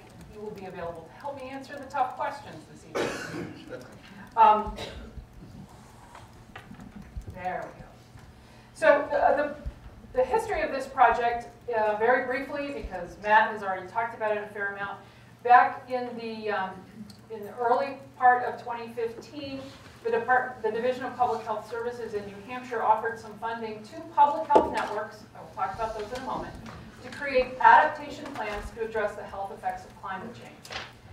This we saw as an opportunity to partner with the Upper Valley Adaptation Workgroup and a number of the partners in that organization to bring an interest in public health together with the interest in climate change, so that we weren't duplicating work and we were taking advantage of the resources and the strength that already exist in this community. So the principles with which we did this work was to build on what we already have, to come up with a defined project that would help us practice and build capacity for future work. Because I hope one of the messages that you'll take away from tonight's presentations is not that, this isn't entirely about what's happening right now, although it's great that we all acknowledge that there are impacts happening right now. A lot of it has to do with what we're going to do when the projections start to roll in, because some of these projections say that we're going to continue to see some significant changes no matter whether we choose the higher emission scenario or the lower emission scenario moving forward. So now is the time to start working on, to practice, figuring out what we can do to build resiliency, to acclimate ourselves to what's coming so that we can reduce those health impacts. I want to acknowledge a number of the folks that have worked with us on this project. The whole concept of the Public Health Council is that it's partners. It's folks working together to bring their expertise and their energy to a problem. We look at it from multiple angles and we understand it in a new and different way. And we're not trying to create any new organizations in the Upper Valley. We're actually trying to bring more people around tables to work on issues together. So all of these folks have been very valuable in getting to the projects and the product that we're talking about here tonight. I do want to just say a little bit about what the Public Health Council is. It is a partnership organization. We have what I would call a very weak central structure. It is me. I coordinate this. And I'm the executive director for the Mascoma Valley Health Initiative, and the Health Initiative has decided that our primary role in the Upper Valley of New Hampshire, and to the extent that Vermont will welcome us, is to play this convening role and to help focus people from multiple organizations on a common set of issues. So again, we advance collaboration, we work on core public health services, we work together to establish priorities, and we try to mobilize the resources that we have to create some measurable change on a variety of topics. The map for the public health region includes 12 towns that run from Piermont to Plainfield and east to Grafton and Orange and Dorchester. I'm not going to read these things.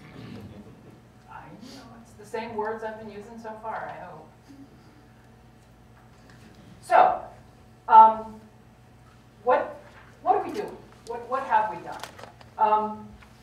We have created the first of what I expect to be many adaptation plans for climate and health.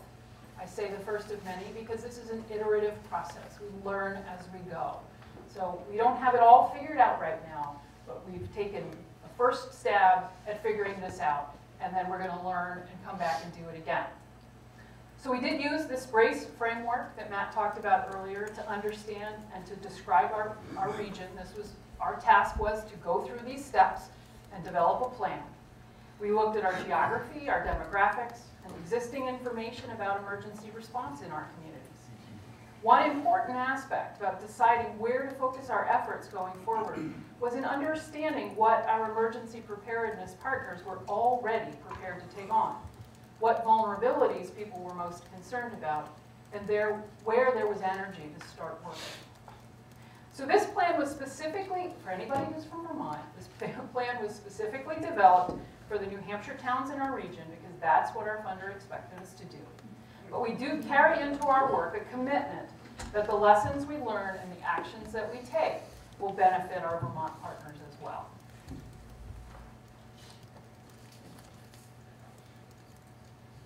I know this slide is not entirely easy to read, but it actually is a great graphic that sort of portrays what are these health impacts that we're concerned about. So let's see if I can just point out a couple of things.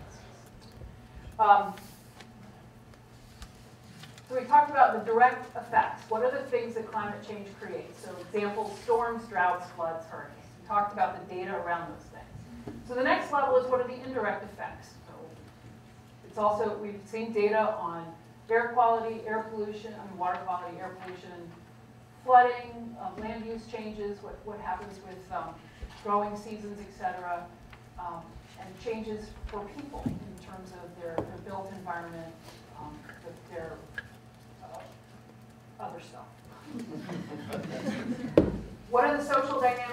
We need to understand who the population is, what age, what gender, health status, other things that have already been talked about. I'm not going to go into them. I'm not going to go into all these things again. But all of these things, it goes like this. So when we have to understand the problem and figure out what we're going to do about it, we have to go this way, and then we have to go this way.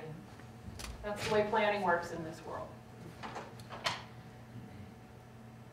So we did look at all of these risk factors and exposures, et cetera.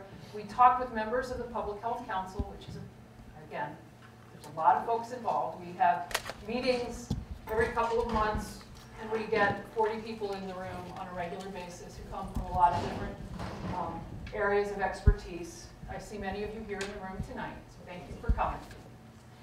We talked to members of the emergency planning and preparedness community, the partners from the Adaptation Workgroup, and we talked together to explore and to prioritize what the health risks were and what the vulnerable populations were in our region.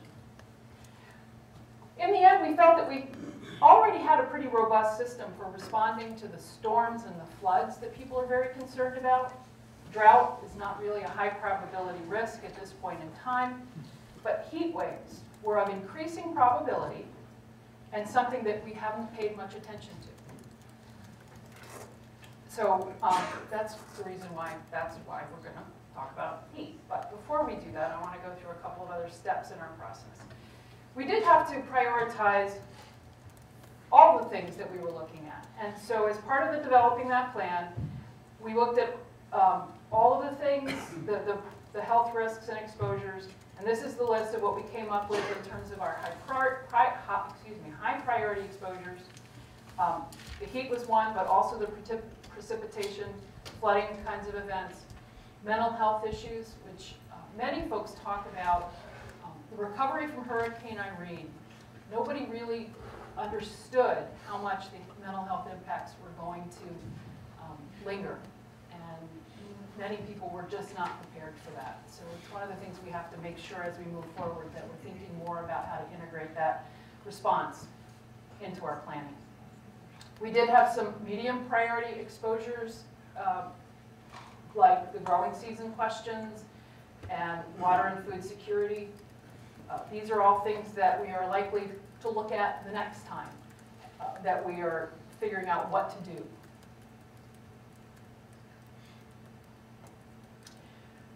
We looked at the characteristics of our community.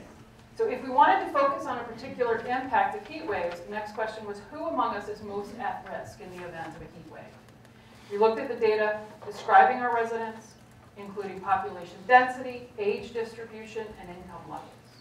We know that older adults, people with chronic conditions, small children, and people whose housing does not allow for adequate cooling are most at risk.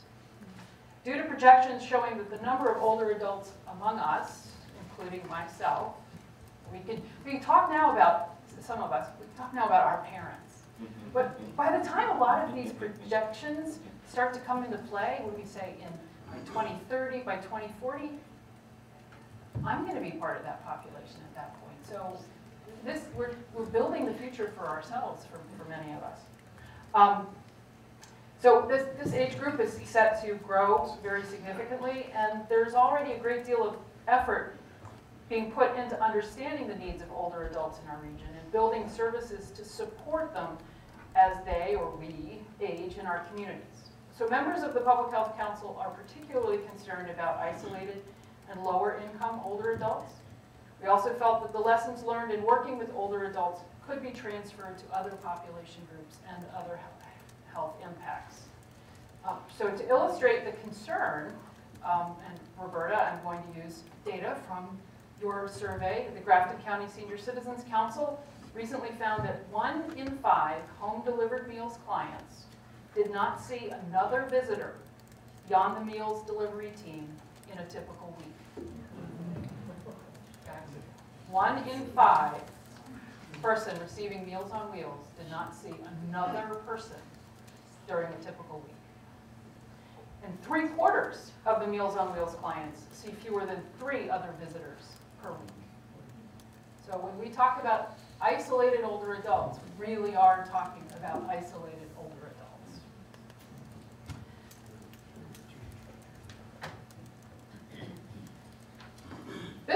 shows the magnitude of the projections. So if you look at the percentage of the population over the age of 65 based on the 2010 census, 17%. It's going to more than double by 2040 to 36%. Again, we need to be prepared because all of those projections, all of the data about how many people are showing up in the emergency room now for heat-related, if that's concentrated in that older population and we're going to double the number of people that are in that age category, are we going to double the number of people that are showing up in the emergency room? Or is it going to be more than double?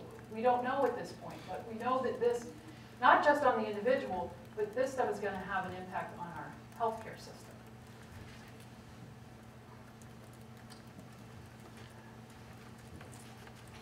What we settled on for the goals of this first stage of project work is to help older adults remain healthy when we experience very hot days in the summer.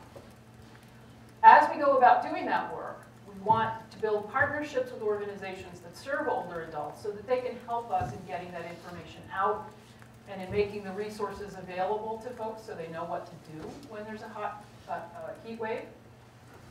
Excuse me. We need to figure out what strategies are going to work best in our communities. People often talk about cooling shelters as a great thing to do in the case of a heat wave. But a lot of the research around cooling shelters is mixed in terms of how effective they are. And a lot of that data is really focused on urban areas. So how effective is a cooling shelter going to be when people have to figure out how to drive 10 to 15 miles to get there? And they may not be able to take their cat and their dog, their bird, and their horse. So we have a lot to learn about what it is that actually will work in our communities here. And as I've said, this is practice for doing this and other things. We want to strengthen our ability to do this work.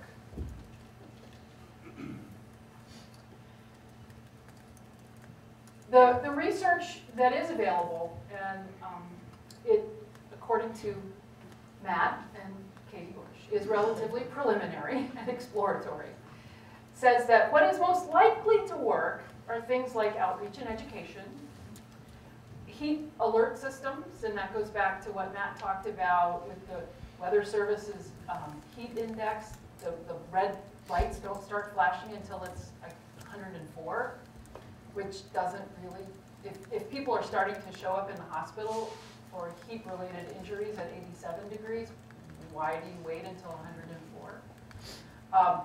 Access to cooling shelters is another strategy that seems promising.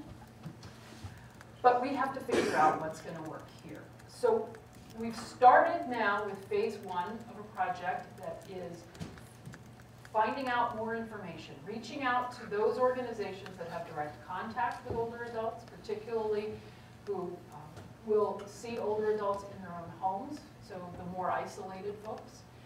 Find out about what those organizations are currently doing. Do they have communication strategies where they can give people warning that something's coming?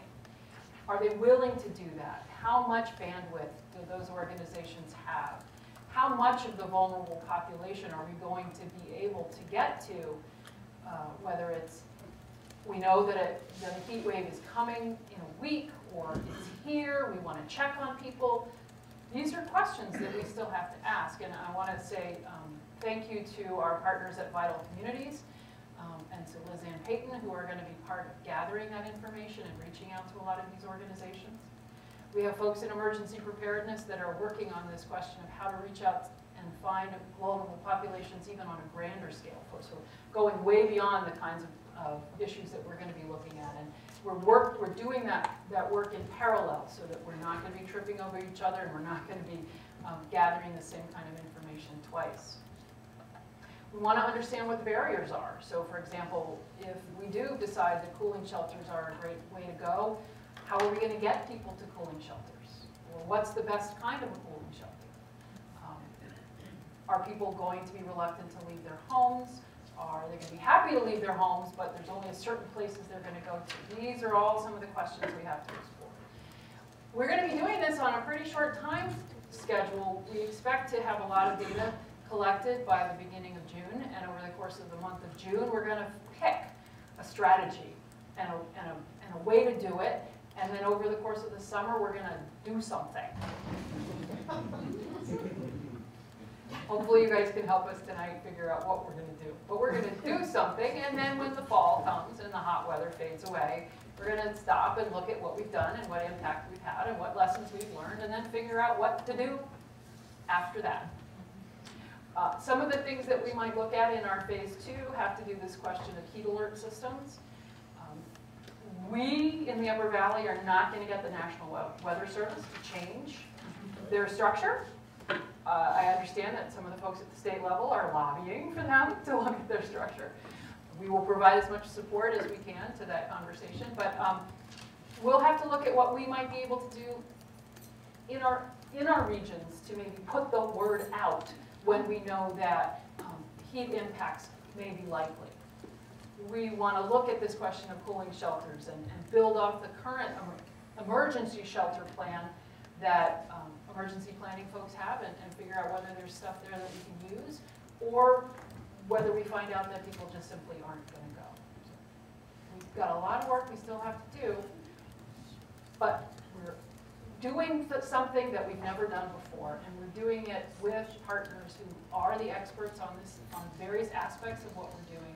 And so I'm confident that we will have great things to report when we're back next year. Same date, same time. All right. So I had a couple, that's not what it's supposed to be. I have a couple of keypad polling questions too. So thank you.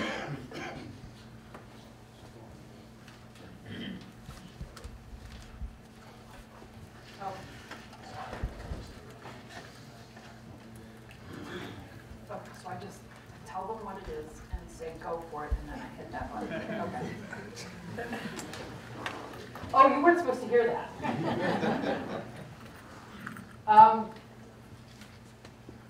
For a person at risk due to a heat wave, what is the most effective method to get them information to protect their health?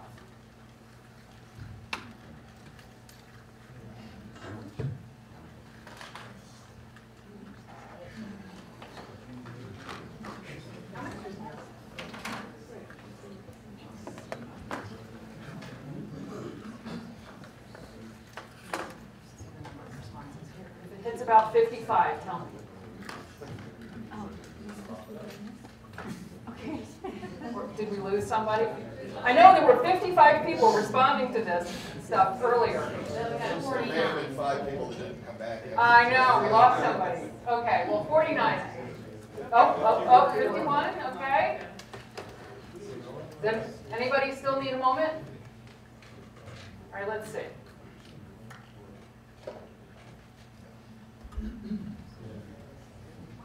Family members or neighbors making direct contact. That does not surprise me, but it's good to hear.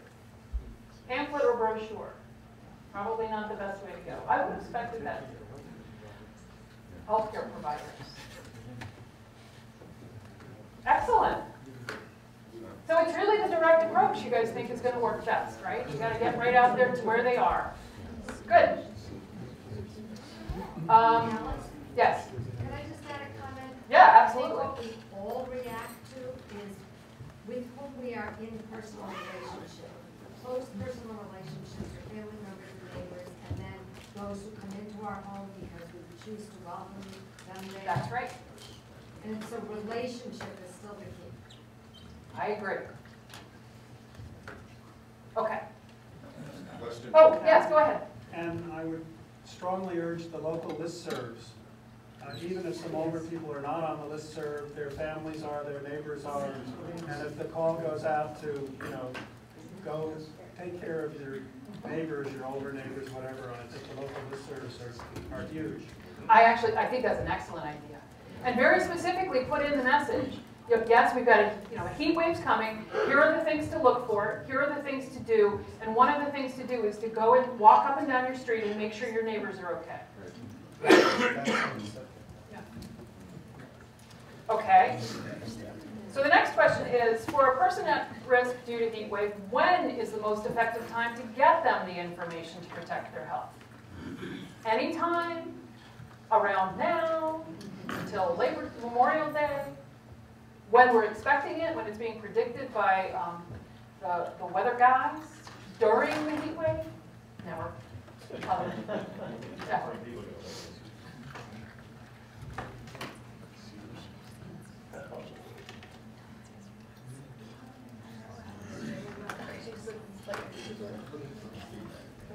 You know, just an aside, the acclimatization issue is interesting because I spent the first half of my life growing up in Southern Virginia and a little bit of time in West Texas. And when I came up here 25 years ago, I thought this place was just la-la land.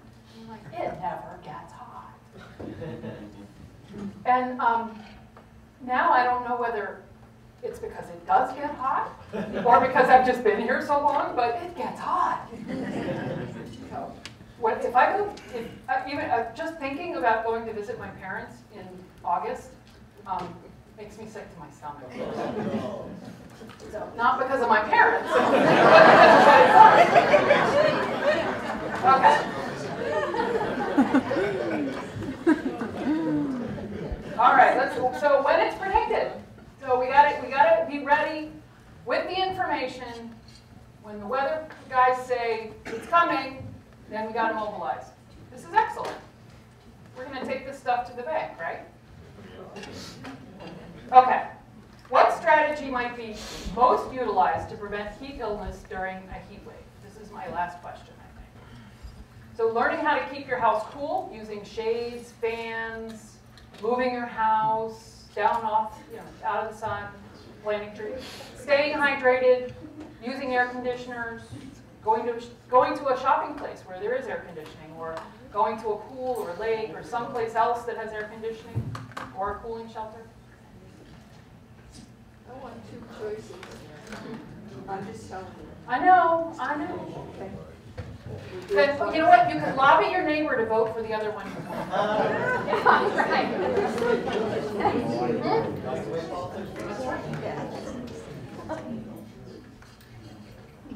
How are we doing on the votes here?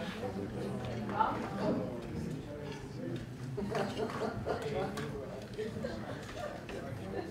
Oh, I didn't do the turn. How am I doing on the counts up there? Are we ready? Okay, we're there. So it looks like staying hydrated is number one.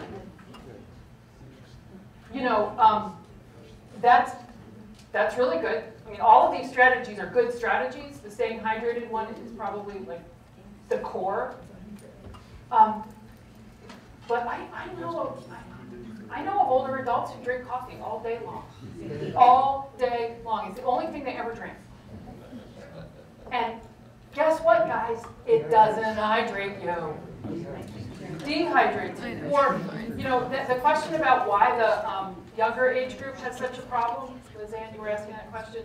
I mean, there are some people that might say, I'm not sure there's any data to support it, that it's really hot, let's drink a lot of beer and go water skiing or something, and then bad things happen. Okay. That is the end of my presentation.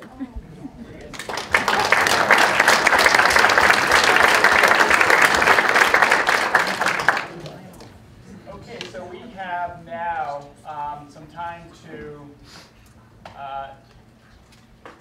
just to have some discussion. And so we would like to invite any of the presenters, or if anybody has a question or a comment they would like to make, you can direct it towards our presenters or just in general. So what are your takeaways? What are some of the things that you're taking away from tonight's discussion? What are some of the things that surprised you? What are some of the things that you're concerned about? What are some of the actions we could take? What thoughts do you guys have? Yes, Rebecca?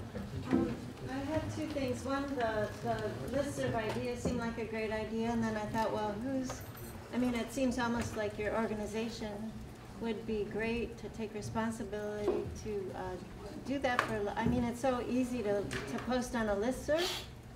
So that's a question. It's like, are you going to leave it to that guy over there or her over there to post it. That's not too effective, so that's wondering. And the second one was about Lyme disease. I know a lot of people who have it. And I wonder if there's any database or any kind of initiative to help people who've gotten it to assess what to do. You know, I know a lot of people who are going alternative routes, you know, asking people at the Upper Valley Co-op if they know of a doctor who specializes in, you know, there's one and she has a waiting list till mid-May. And, you know, so the allopathic route is one, and they don't have a handle on it. I mean, nobody has a handle on it, but it's becoming such a huge deal that I wonder if any of the speakers have are aware of any help to people. So two great questions. So, you know, the first about who could centralize maybe some of that communication, kind of the blitzing out to the listservs. And then the second question is, how can we inform folks once they have Lyme disease, what the options are and how to recover? Any thoughts, comments, reflections? I'd be happy to speak to the first one. So one of the things that we did as a region recently is perform a hazard vulnerability analysis where from a preparedness standpoint we looked at a whole bunch of different things. But one of the outcomes from that is we realized that our notification and warning systems were something which could use a great deal of development. So we do currently have a project going on, and it's running sort of parallel. I'm working with Alice on this, but in a broader context about how do we reach people given any one of a number of different types of emergencies that might be going on or concerns that may be approaching, so we can educate people, give them instructions, whatever. We're also looking on how do we segment that information if the impacts are going to be greater for certain segments of the population, such as the older adults. So with the help of actually an intern that I have working with me right now, we are looking at making sure we understand what is out there currently so that we can take advantage of linking into all those resources. So the town listservs, the groups that are using Code Red, the other groups that have even just large databases of people that they could reach out to. So we're not going to try to reinvent the wheel. We're going to try to come up with a broader understanding of what's already out there and how do we capitalize on that by forming partnerships with those folks so that we can push that information out to either the general population or, in particular cases, a segmented portion of that population.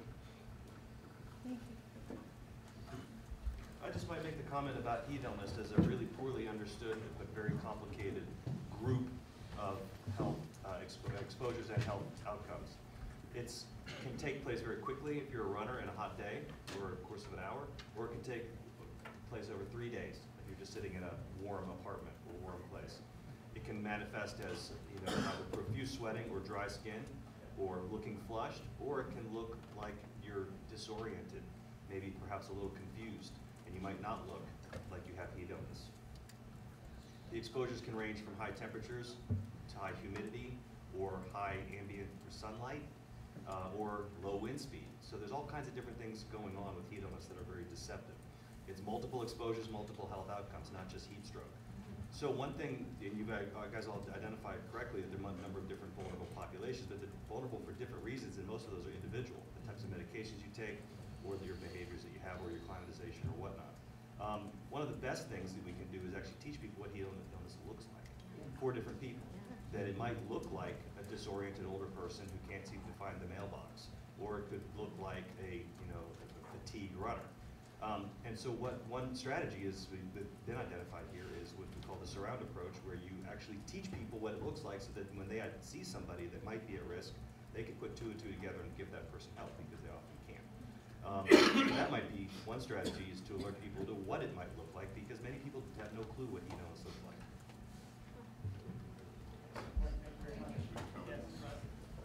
Yeah, to what extent are hazard mitigation plans, which are required for towns from FEMA, helpful or not helpful in moving public health and climate interventions forward? Put another way, can you take advantage of them, and can this work influence what future hazard mitigation plan expectations might be for towns. Well, speaking from the public health side, I would say those plans are helpful.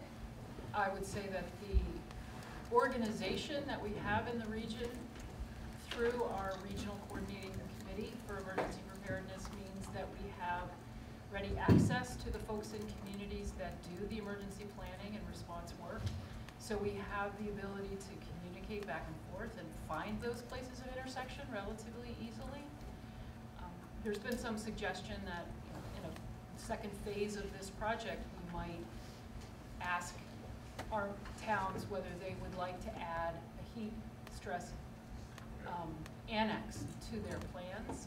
We're not at that stage yet because there's a lot happening right now in that emergency planning community, but we've got that on our radar screen, and we work very, very closely with Wes is a part of our team. He's our emergency preparedness coordinator for the region. So I would say it's very helpful, and it's very helpful to have that group of folks that are aware of these issues, and I think they move much more quickly into, oh, yeah, well, I can see where that slow boil issue might rise up and pop into our faces pretty quickly. So they're with us on that. In hearing the conversation, I wonder about what does a resilient citizen actually look like? What are the indicators of resilience?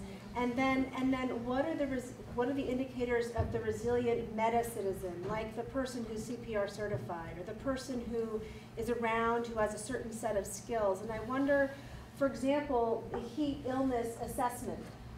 Is there a training that one could develop so you have in communities people at large who are certified as, you know, you could do CPR, you could assess heat illness. You're resilient, you're an adaptive, resilient citizen.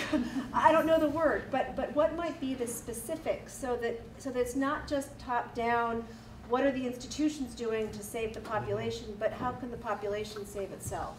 Let me give you an example of how I think that could potentially work in this region if that were the way we wanted to go, and I think that is kind of the way we want to go. Does anybody know about mental health first aid training? Yes. Right. So we have one organization in our region that provides this 8-hour training to anybody who wants it. And the idea is anybody can learn to recognize when they're working with an individual who's in a mental health crisis. And they can learn enough about that situation to know how to diffuse the situation a little bit, how to guide that person towards the right place for them to be to get the help that they need. And anybody can do that. We've got many, many organizations in the region that say, well, we want to have that training in our workplace, or we want that training for our employees. We want people in our school to have that kind of training. Our neighborhood wants that training. It's moving out. It's saturated. I think that's an example of what we could do with something like this, whether it was happened in a big swoosh or whether it trickled out over time. I think we can do that. And our relationship with these partner organizations, if we're training Meals on Wheels drivers to have that that recognition ability, boy, we've just made a major impact. And if we can make sure that visiting nurses and then family members, there are networks in the region of folks who are caregivers for aging parents, give them that kind of training, particularly through the Aging Resource Center. We can do that. And the network, and the community nurses, and the volunteer next to So we have go ahead, you do it. Okay, there are 14 aging and community organizations in the Upper Valley. Thetford, Norwich, Heartland, Plainfield, Lyme, Cornish, Windsor. And there are little groups of people in those communities that are committed to trying to support their friends and neighbors as they age to stay at home. And 7 of those communities now have community-based nurses or parish nurses. But this group is a really interesting and very compelling, passionate group of people. And they would be a wonderful vehicle for communication about this. There's also an organization called Elder Forum that meets the 3rd Friday of the month at APD at 7 o'clock. in the morning, which is by and large a group of people who are pulled together by their commitment to take care of older people in their professions. So it's the VNAs, it's hospice, it's Roberta, it's geriatricians, it's primary care physicians, it's care managers, it's non-medical home care agencies, APS, a lot of people who come together because they want to share their experiences in dealing with older adults. And I would like to invite you, Alice, and Eric to come and speak at the June 17th, 7 o'clock about this very topic, because it's too late to wait till the heat wave comes. Yeah. We need to be getting that information out in June, and it gives you 2 months to put together a little packet of the things that people need to know, including an assessment. Nobody should escape from the emergency room up here or get discharged from Genesis or go home from Hanover Terrace without somebody asking those questions. What do you have in your home in case there's a heat wave? Check, check, check, check. And if somebody comes into the emergency room, that a group of 87, they shouldn't get out of here without somebody saying, well, how are we going to follow up on this? Whether or not it's cover going to help somebody install an air conditioner.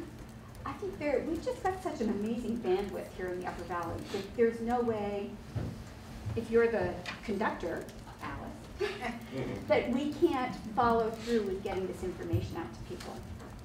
So, and you talked about having a meeting of this aging and community group maybe in June. And I know you committed to having them have a conversation among themselves, but maybe 45 minutes could be spent talking about this particular topic. Another great way to get information out. So I'd like to speak to that a little bit. I'm Mike, working with Alice, partner in ULA. What we found, the biggest thing that we discovered in this research and this work, aside from, the emergency preparedness folks in this room know that if an event happens, we're ready for it. It's that slower burn type of stuff that we're dealing with. And there's a lot of overlap. There's a lot of mission overlap and opportunity. I think of it as opportunity where we can identify these collaborations with Wes and his gang, and with the community, aging in community organizations, to find those ways that we can work together that we haven't thought of before. And this is, I think, the biggest challenge we have right now is finding the right people to talk to and getting that message working out. So this is a great start for us to get your feedback, but also to build on interest with different organizations. So if anybody else has interest or knows people who might have interest, please talk to Alice. Oh, and me. Thank you very much. Excellent. Why don't we take time for maybe one more, and then we have a couple of comments and a couple of people questions for our last couple of minutes here. So yes. I'm intrigued by the academics who have offered that there's opportunity, and that young people today see opportunity for the whole issue of climate change. Can you give us hope with some ideas of projects or products that are in the works, perhaps even at Dartmouth or UNH or UVM, that are addressing the opportunities that come with what might be happening? It's a great question. What is happening, I should say. I mean, there's a lot of activity in the Thayer School, the engineering school at Dartmouth, on alternative energy. And I think that's an obvious way forward. As I think about it as a climate scientist, I mean, where I think we're headed, at least in this country, and I would say the Western world first, is carbon capture sequestration technology. This is basically just like we did with the Clean Air Act with sulfur and nitrogen. Trap it at the smokestacks, trap it at the tailpipes, and put it back in the ground. I think that's going to be where there's a big push in the next couple decades as we decide to act on this problem.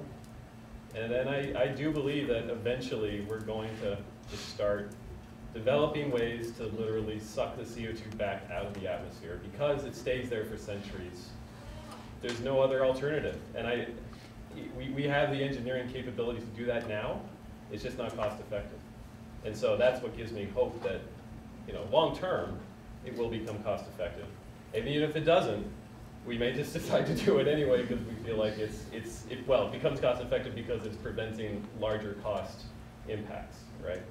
So that's, I mean, that didn't really answer your question about what's happening right now, but I guess that's my sort of vision of where, in my personal opinion, we're headed. Actually, right behind you, we have Kelly Nugent, who is a student at Plymouth State College and University, who, through our support through CDC, we've hired to do research on what we call standard weather metrics. So what is an actual heat wave or a storm or an ice storm? How do we measure that so we can be combining it with that health data? So she's been working with us for a number of months and will continue to do that so she can advance her career and we can get great information from her. Also, just quickly to build on Eric's comment about carbon sequestration, there's a movement now that is called basically carbon farming, and the regeneration of our soils, our forests, our grasslands, etc., to pull that carbon and store it deep into the earth where it came from. And so there's a lot of work going on. So carbon farming, Google that and see what's going on. It's happening in Vermont and actually globally as well. So that won't be the engineering solution that we have, but I think it's going to be a part of our long-term solution here. Okay, so we're going to go ahead and ask you 3 more polling questions. This one looks familiar because 2 of them we asked you when you first arrived, and we want to see if anything has changed based on the information that you have absorbed tonight, the discussion that we've had. So we're going to go ahead and look at this and compare it to when you arrived. So go ahead and weigh in on this question. What's your greatest concern in terms of possible health impacts from climate change? Yes.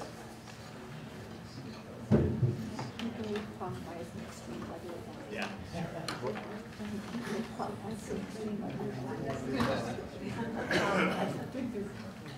Storm side.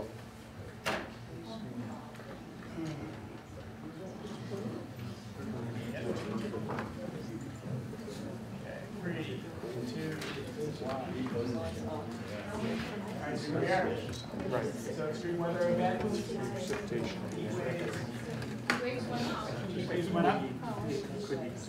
Should we zip back to the first? Sure. Let's see what we had back at the beginning. Wow. Good work. Just going to Home Depot to get an air conditioner tonight. Do not wait until the last minute. Okay, so we'll do this really quickly. When you look at concerned, we had pretty good consensus on one of the options earlier. Let's see if that's changed at all.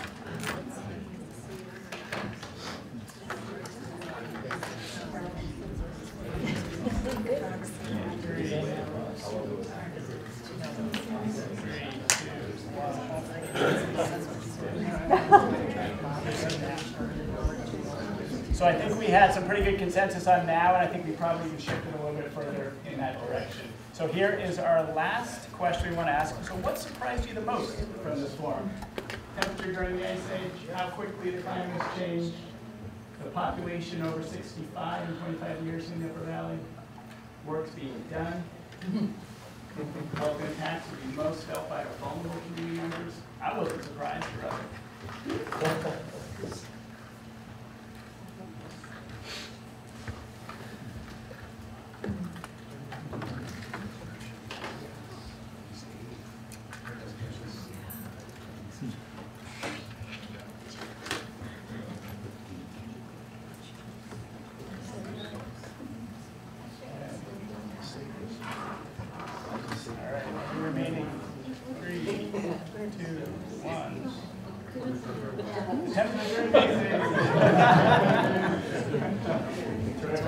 All right, and also the population is very interesting. I mean, 37% of our population by 2030, by 2039 is going to be 65 or older. 39%. 39% by 2030. No, 30. 24. No one remembers. All right. Okay, so thank you all so much for coming. Let's give one more round of applause for our presenters. And Mr.